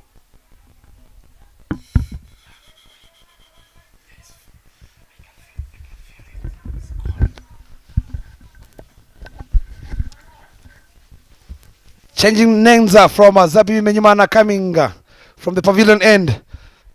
He bowled 2 overs, went for 19, a little bit expensive with the player, of course, of his caliber. He has a long off, long on. Third man, deep square leg and a deep extra cover. Those are his boundary riders. Meaning 75 off 42. Full ball driven downtown. To long off for yet another single. Love the fact that they've made sure they keep the boundaries off the cards. Is Team Rwanda forcing the batsmen to hit them down the ground where they have, of course, fielders patrolling that region. Bob, as they say, the one thing that actually keeps run rates down is picking up wickets at regular intervals, which is exactly what Rwanda did. That's obviously ball a bit too straight down the leg side. But because they bowled so well and managed to stitch together dot balls consecutively, it put a bit of pressure on the Botswana batters, and they lost 5 wickets for only 17 runs. That, for me, is where the game has heavily drifted in Rwanda's favour. Hit in the air. Falling short of that man at long on is Ainio Mugabo. You would feel from, of course, that shot of Regina Nehonde. The frustration trying to hit it over the fielders at the boundary, not getting that enough timing.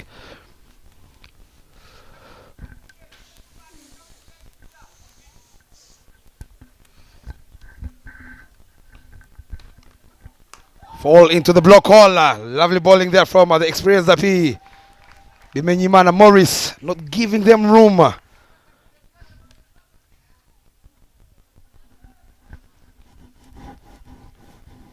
In swing yoker there from Zapi Menyimana.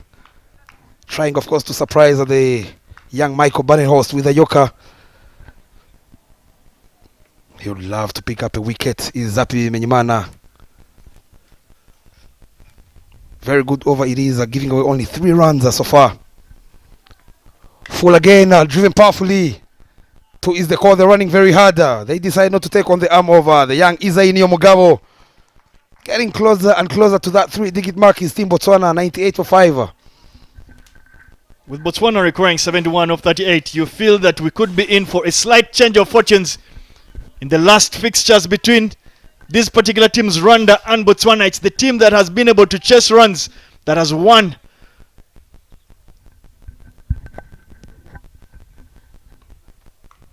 And for that statistic to continue, one of these batters is going to have to play a blinder. The run rate is continuing to go above 10, not getting any lower. Zapi Bimenyimana has bowled an exceptional over, you would say right now. Consider just 4 runs with 1 delivery to go. The job and the only thing on his mind will be to simply close out the over.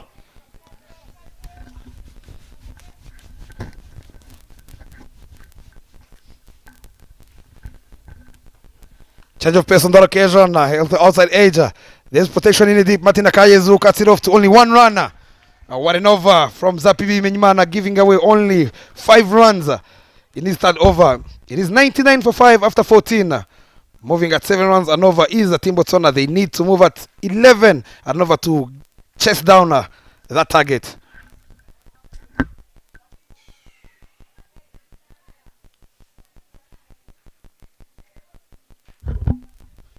Have a look at the 2 arms there. Just around the 12 over mark, that's when things started to change, when Botswana lost their 5th wicket. They're flattening, sort of like plateauing. They've reached their ceiling. They need to escalate things slightly if they want to stay in the chase.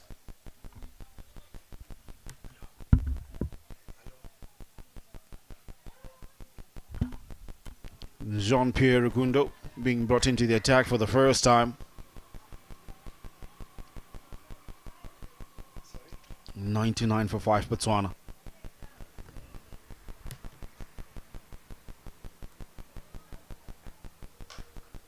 Play straight.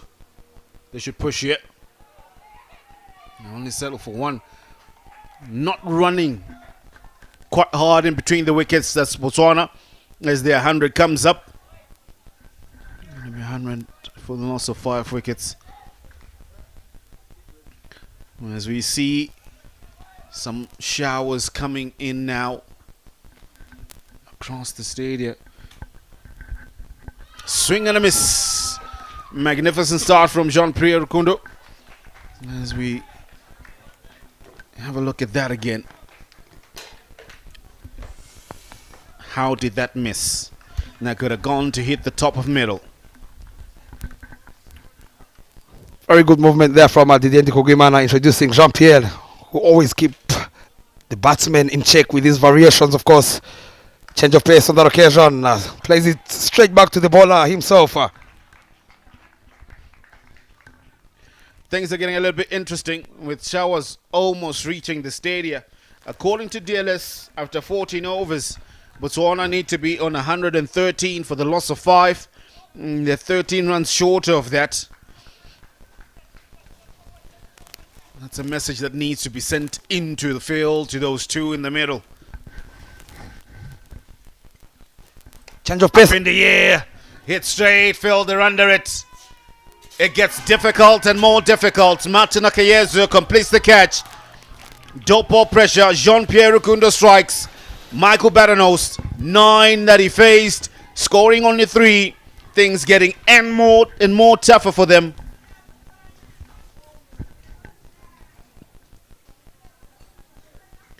Looking to go high and big and straight, but only gets elevation and not enough distance.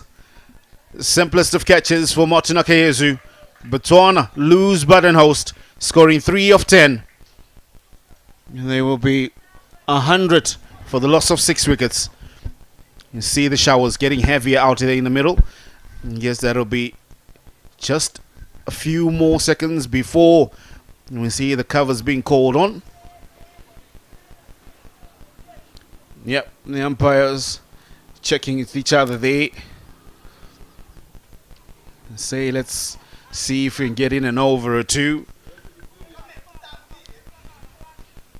Jean-Pierre Rukundo striking on the 4th delivery of his over, making things difficult with rain coming in play. Botswana, they need now to have 18 more runs onto the total, 5 more than what they needed when they had 5 wickets in hand. 118 for 6 is where they need to be.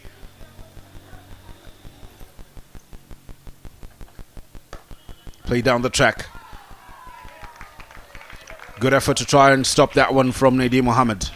They scamper through for 1. A lot of credit in this particular game from Didier Ndikugwimana, of course, first leading from the front with the bat, and the changes he's made, introducing Jean-Pierre, picking up that big wicket of Michael Badenhorst, knowing that Rukundo Jean-Pierre doesn't offer much pace. Another leg cutter on the occasion, plays it on the back foot, is Reginald Nehonde. They don't mind the singles, is Team Rwanda, knowing that there is a bit of drizzle, of course, around the ground. And with that single, we come to the end of the 15th. 102 for 6, needing 67 is Team Botswana.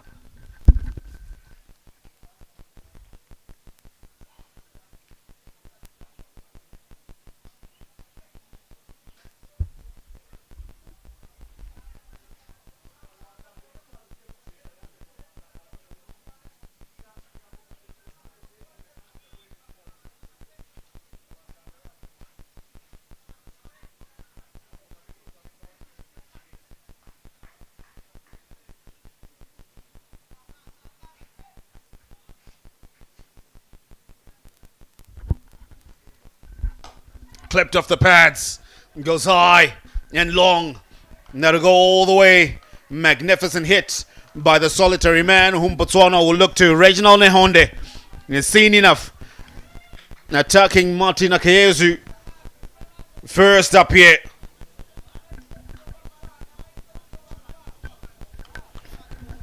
Clears the boundary by a long distance, you would say.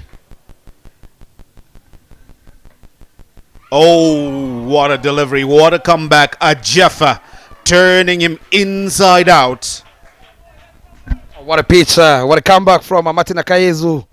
Beating that outside edge. With, of course, pace on. Trying to create room to play on the offside is Reginald Nehonde. Good comeback after being sent for half a dozen. Back of a length, well placed. And they can only get one. And they will need to pull out a blinder of a performance. Not Rwanda, but Botswana, especially the two that are out in the middle, because the task is only getting heavier and heavier. You have the rain to consider, you have the required run rate to think of. Multiple things coming into play all at the same time.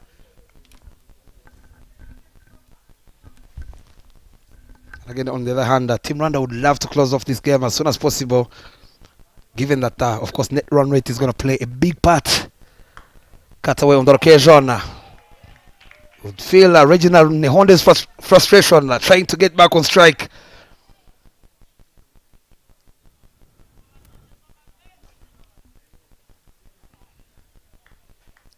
Seven from the over. They need another 7.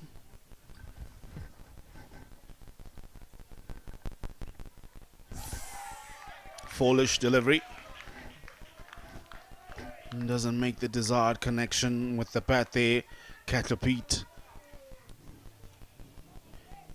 Stepping to the front, should be stepping towards that ball if he wants to make any connection with it.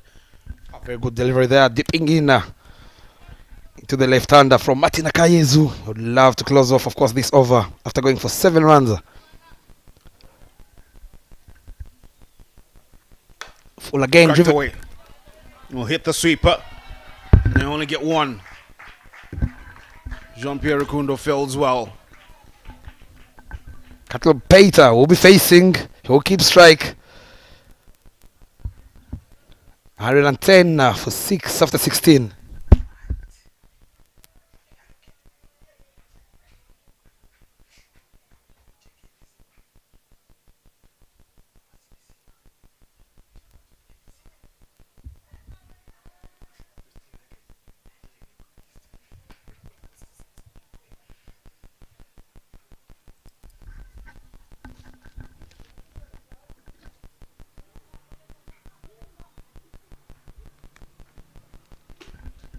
Jean-Pierre, of course, after picking up a wicket, going for only 3 runs, he's been given his second over from the airport end.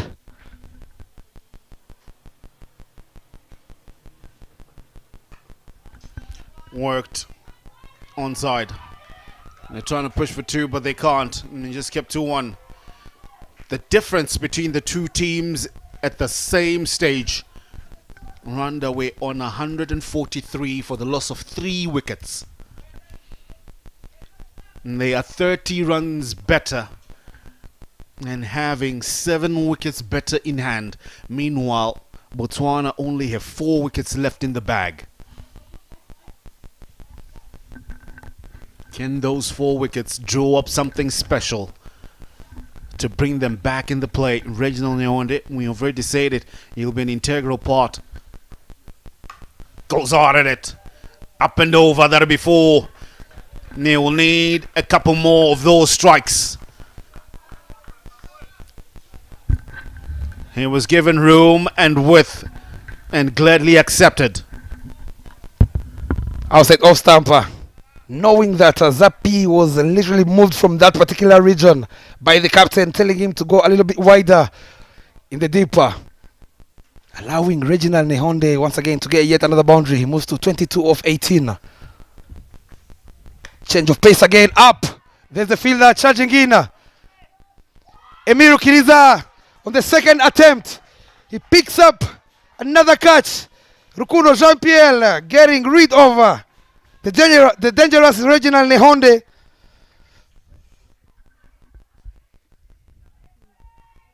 Now what a strike from Jean-Pierre Rukundo, having the magical touch.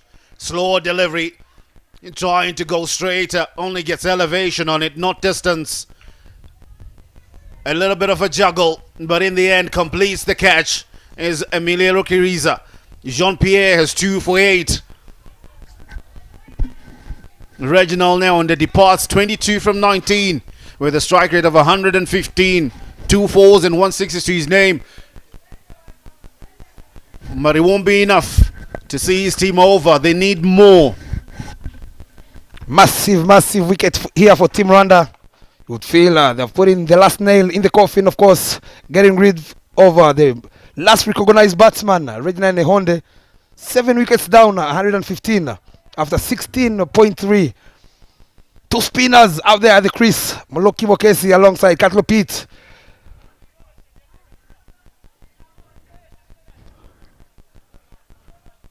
You would feel, of course, earlier the scare of the rain has eased out.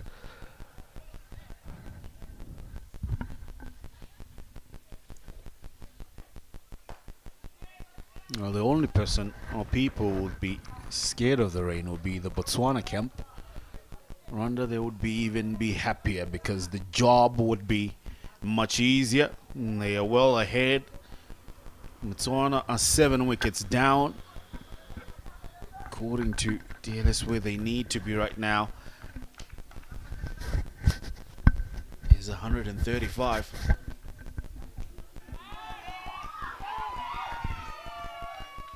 Nothing that's off the pad. Very good bowling. Lovely to see this youngster variating, not allowing the batsman. Look at that on the replay. Full into the pads, not getting anything from the blade is Moloki Mokesi. I would love to see Rukundo Jean-Pierre surprising him with a yoker. Change of pace again. This time round, I get something on the bat. 1 bounce for 4. Match near boundary here for Team Botswana. To close off, of course, over number 17. 119 for 7. Team Botswana.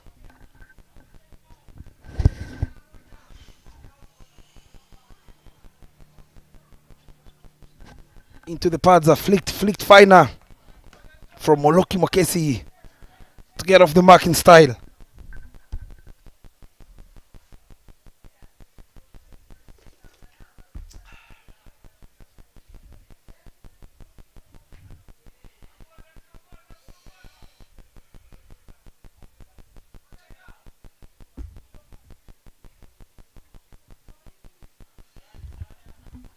Martin Akayezu back into the attack, into his 3rd over. He's gone for 19, no wickets yet.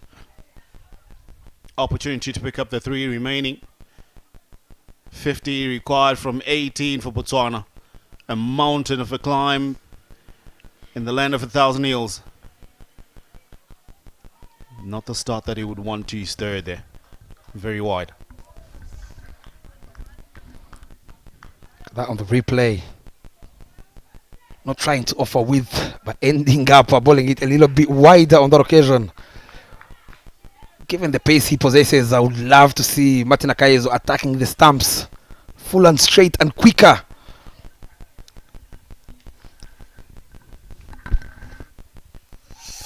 Top edge. That'll be off the glove. He will argue with the umpire, Katlo Pete, but he has to go. Came off the thumb. He's even wincing in pain. And so where did it come off? He laughs.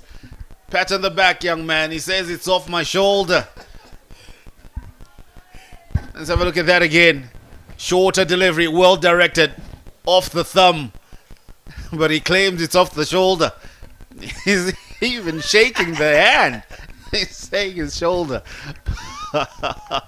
Oh, what a way to get out. He will smile. Try to stay on there, man. Katlapiti pass with only 3 runs added to the total. Not enough. Number 8 is lost for Botswana.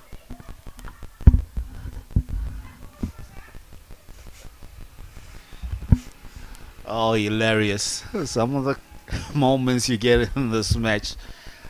It comes off the glove, but the young man will claim it was off my shoulder.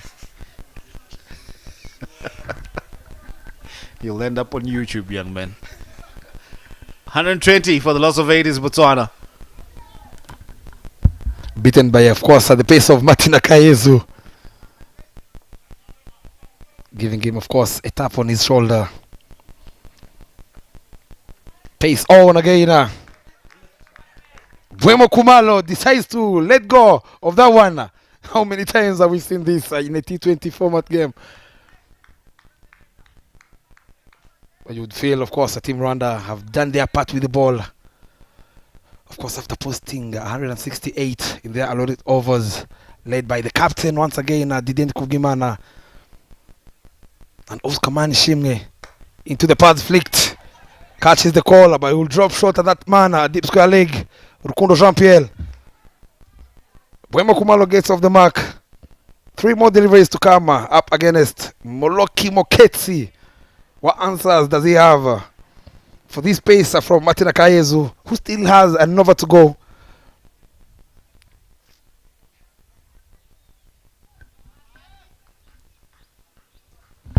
Right, the maths can come into play now. They have 3 deliveries. They need to get maximums off these 3. Swing and a miss. Oh, that came off the helmet. There will be the physio to be called to have a look at Moleki Moketsi, because that crushed right into his face. Umpire Nessie Abib calls for the physio. Right into the grill. Martin Akayezu digging deep, shorter delivery, quick and fast. A concussion test will be called for Moleki Moketsi. It seems to be okay, but we have to do the due diligence, they say. Have it checked, young man. Great contest. Sometimes I wonder, back in the days when they used to play such, where there's short deliveries bowled, where helmets didn't have grills on them.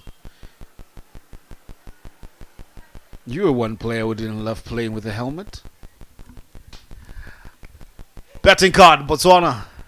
Karao Mutlanka, 36 of 26, did quite well. Vinu Balakrishna felt that he should have been the man to stay on, 44 from 35. Reginald Onde as well with a 22 from 19. But after that, the telephone number came into play, 003341. Going back to your question there, Eli, I always felt a helmet. As we see the bowling chart there, led by Zapi Menyimana, 3 overs going for 24. But that man, Eric Kuvgimana, being very handy, going for only 9 runs, 4 wickets. Taken by Emiru Kiriza in his quarter, going for only 29. Has been some magical figures from the youngster, and Jean-Pierre Rukundo, of course, picking up 2 in his 2 overs. With no surprise, he might be coming to ball from the airport end. I always felt a helmet, back in my days when I used to bat, it used to be uncomfortable at some stages. But again, when you look at the injuries down the road, the likes of course, the talented Phil Hughes, who had to be cut short of his career with that short ball from, if I'm not mistaken, Abbott. I would always want to see a batsman putting on that cage. Remember, safety comes first. However good you can be. In the air this time round, up to shot again to that man, Rukundo Jean-Pierre. Moleki Moketsi is still in the fight. He gives himself room on this occasion, leg side, trying to access the off. Not fearing that short ball. And says, come on, bring it on.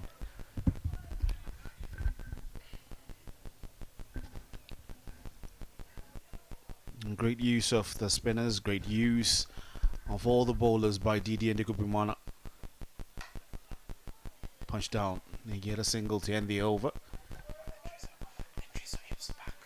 So this will be interesting. It'll be 12 deliveries to go, 46 required. 123 for the loss of 8.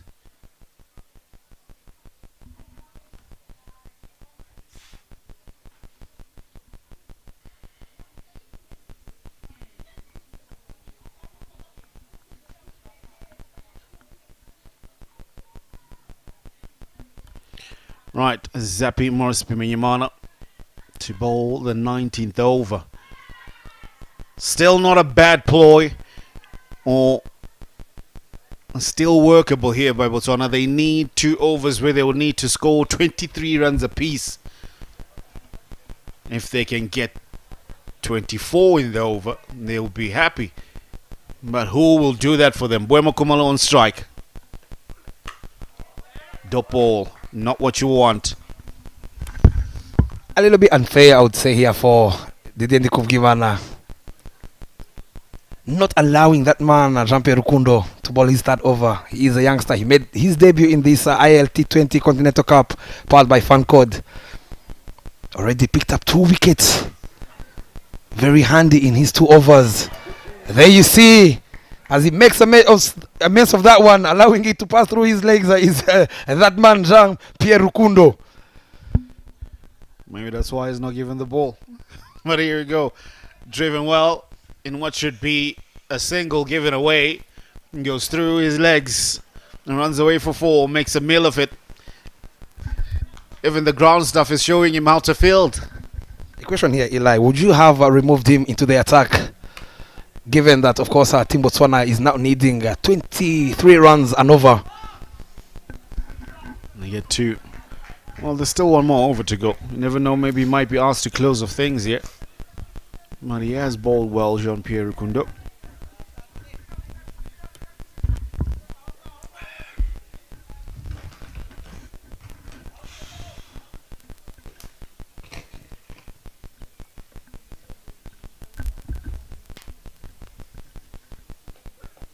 Fall on the occasion, driven powerfully downtown.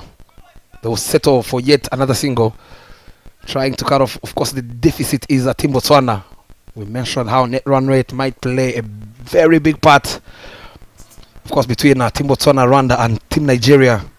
Yet, of course, fighting for that spot to play the finals with Team Uganda, who's still up there at the top. Haven't lost, of course, a single game. 2 more deliveries to come. Full ball beats everything, including the wicket keeper.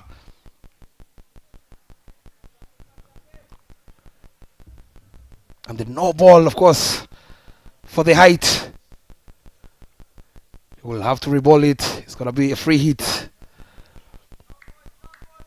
Might feel it's slipped away from his fingers. Is Zappy Menyimana. No chance there from the captain, Didier Ndikubwimana, beaten by the pace and bouncer.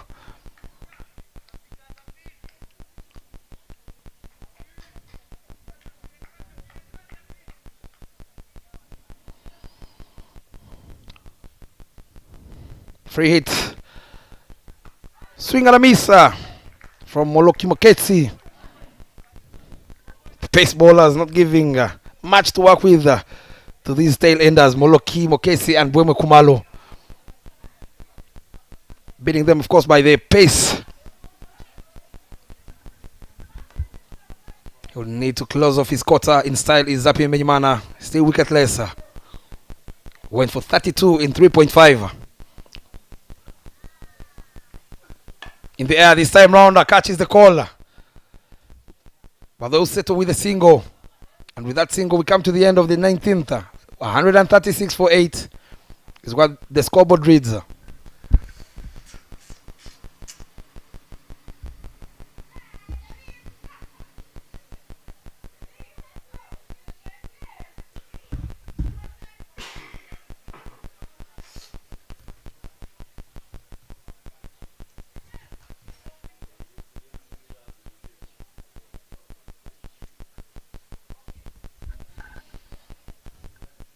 By the looks of it, it's not going to be that man, Jean-Pierre Rukundo, to bowl the last over. It's going to be Eric Kubgimana. Brought back to close off the 13th game over this tournament. From the pavilion end, he went for 9 in his 2 overs.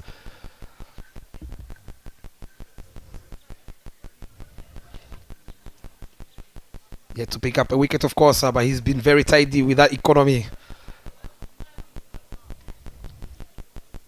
Very outstanding up front in his spell. the first spell indeed where all the bowlers were being taken to the boundaries. He made sure he didn't give or offer any width on offer. Starting off with the Yorker outside offer is Eric Kubgimana. He loves this particular ground, of course. Yeah, I got an inside edge onto that one. Moloki Muketsi. 33 runs short is Botswana of what they needed. If they just gotten one or two more batters out there to really give it all they have, they could be in there. Play down. And just get one. Very good bowling he did from Emerukidis. I beg your pardon, Eric Kubgimana. Not giving any room whatsoever to this batsman. 137 for 8 in just 19.2. Would feel Team Rwanda have done a fantastic job making sure they get another win. Fall again, driven to that field at long on. They will settle once again for another single at these two. 138 for 8. 3 last deliveries to come.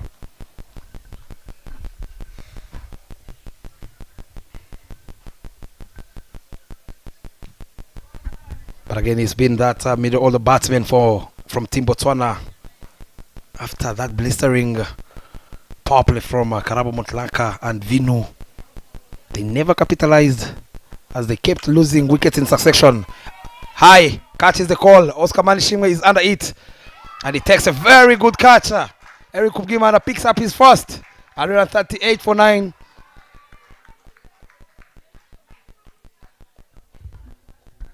Big smile from Eric. Picking up the wicket of Moloki Muketsi.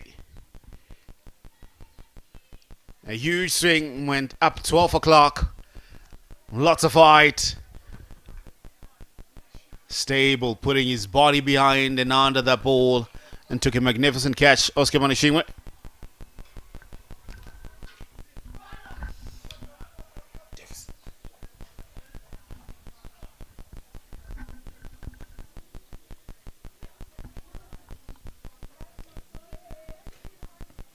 Picks up a wicket is the young Eric Kubgimana, who's been very impressive in his figures, going for only 11 in his 2.4, and that wicket of Moloki Moketsi, allowing now Alfred Koismanga joining Buemo Kumalo. They have only 2 deliveries to go.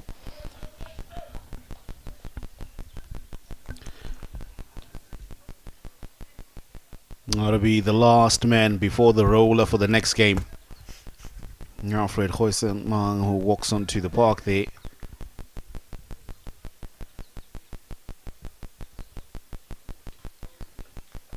Inside edge, and that's 4. Beats everything there. The wicket keeper's diving efforts are in vain. A boundary just to lessen the sting of the defeat. Gets off the mark is Alfred. Fortune favors the brave, of course, they say. Big smiles there from the captain. Didendi Kubgimana behind the wickets there. I just get a feeling that Rwanda wanted this more than Botswana. We saw it in how they went about their batting, and they were positive in their running. And even now, when they were fielding, they gave it everything that they have. Great use of personnel. Slow delivery. And that'll be the one delivery to end things off here. 143 for 9 in 20 is where Botswana finish off. And that will not be enough. There'll be claps and cheers from the supporters of Rwanda who come out here this morning to support their team. And win by 25 runs. Great effort and a feat to try and chase this one, Botswana. Like I said, Rwanda felt that they wanted this just a little bit more. In their application, their determination, it pays dividends. And they pick up another win. It'll be all important how the next game fares off, because they've just given themselves a little bit more room to work with in trying to secure place in the last two.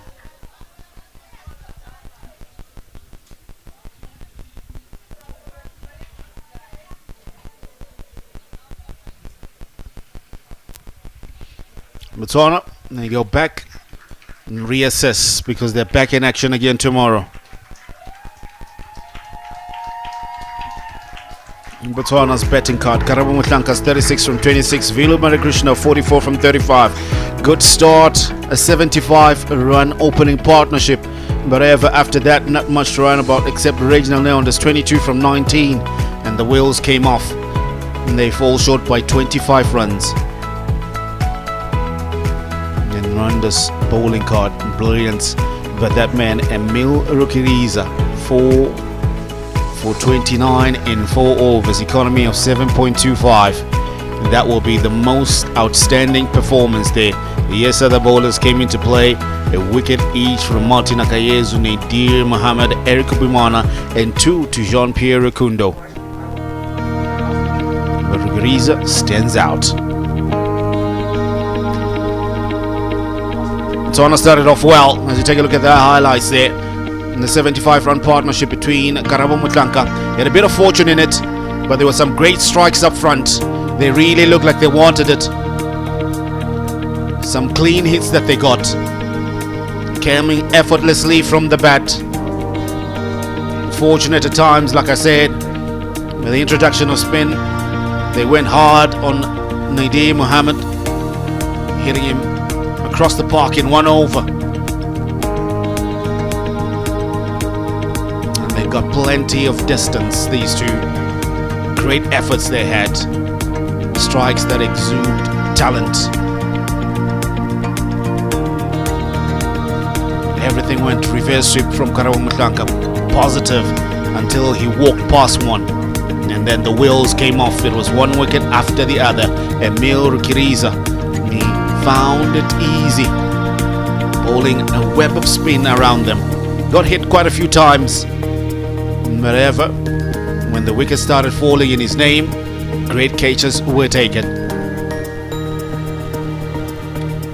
Pereira perished with ease. Nadir Mohammed also got into the thick of things. And it became a one-way road for Rwanda. They tied up things. And as much as there were efforts to try and go for the chase, they were not able to get there. Valiant efforts from Reginald Neonde in that 22 that he scored, but it wasn't enough to get his team over. A few more strikes, they fall. 25 runs short is Botswana. Didier Moana's side, they found things with ease.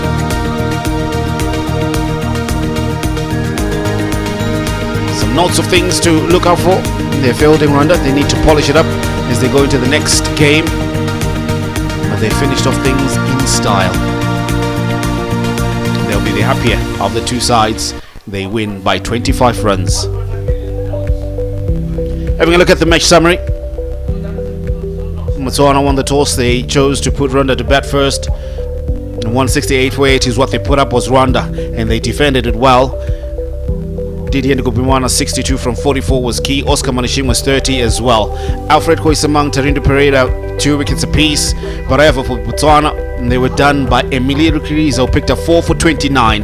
Outstanding performances with the bat. Vinu Balakrishna's 44 from 35. Karabo Mutlanka's 36 and 26. But however, they did not have enough in the bank as they fall short by 25. Rwanda win this one. They pick up 2 valuable points going into the next set of matches that we play tomorrow.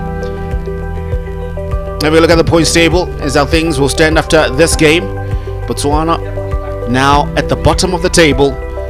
Nigeria will make up number 3, but they're yet to play again. Rwanda climb into the 2nd position. The team that was ranked the least amongst these 4 is in 2nd position for now, as we await the results of the next one. Do stand by for the post-match presentation. We have Davis Karashani.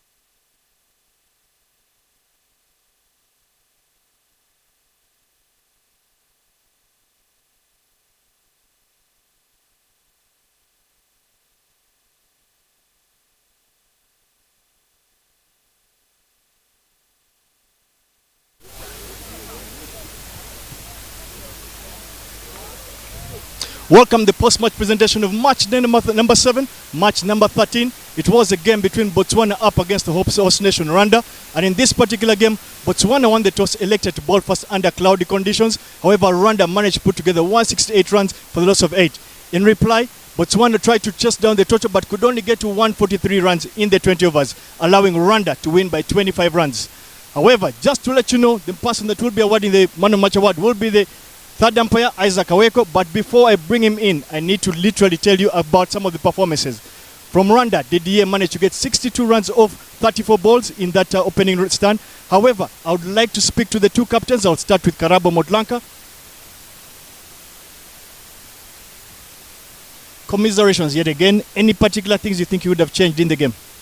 I think maybe some of the areas we bowled early on in the game let them get away from us early, but we managed to pull it back. And then once again we started well with the bat, and then we just fell away. In hindsight, do you think maybe winning the toss today you would have batted first? Not at all. Looking at the position.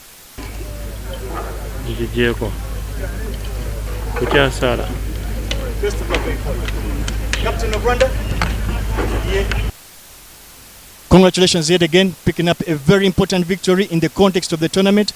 But what do you think especially made the difference for you today? We went in with positive mind.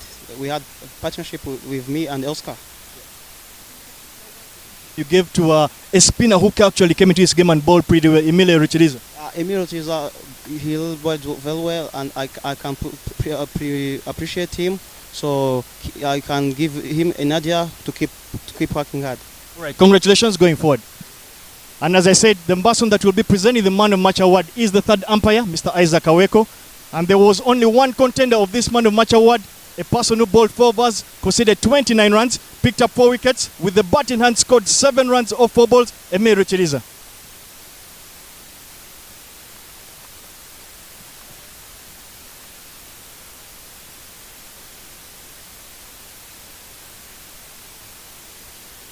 Yes, Emil, congratulations on picking up the Man of Match award. I want to understand what particularly gave you inspiration to today in particular game, and based on what you bowled. I would say it's the experience I've got from the previous games, because I've been bowling not well as I could be bowling. The worst ball for me was the one which was short and down the leg. So today I tried to give my ball a chance to turn, and today the batter went on the front foot. So unlike the previous games, I think today I did very well. Just how well do you think this particular victory is going to help your side moving forward? I think going forward we keep on doing the right things to get closer to the finals. Yeah. Right. Best of luck in the tournament. Well, you've had it from me in the post-match presentation itself. Please stay with us as we wait for the left-hand game, which will be Uganda up against Nigeria.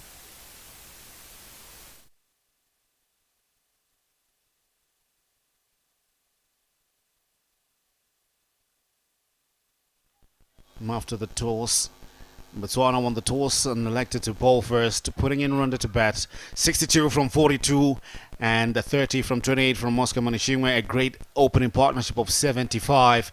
Alfred Khoisamang and Terindo Pereira picked up 2 wickets apiece for Botswana as Rwanda scored 168. But Botswana, in their chase of that 169, they fell short with efforts from Vinu Balakrishna 44 from 36, Karabo Motlanka's 36 from 26. But however, Emilio Richardiza, the man of the match, will stand out with 4 for 29. Rwanda won this one by 25. This is the game that will be coming up shortly, exactly 1:45 local time. It will be Uganda taking on Nigeria, looking to go on their unbeaten streak, continuing of 9 games will be Uganda. Meanwhile, Nigeria trying to get back to winning ways. Do stay tuned in for that one. But thank you so much for watching this one in the ILT20 Continental Cup, powered by Fancode. See you in a few minutes for the next game.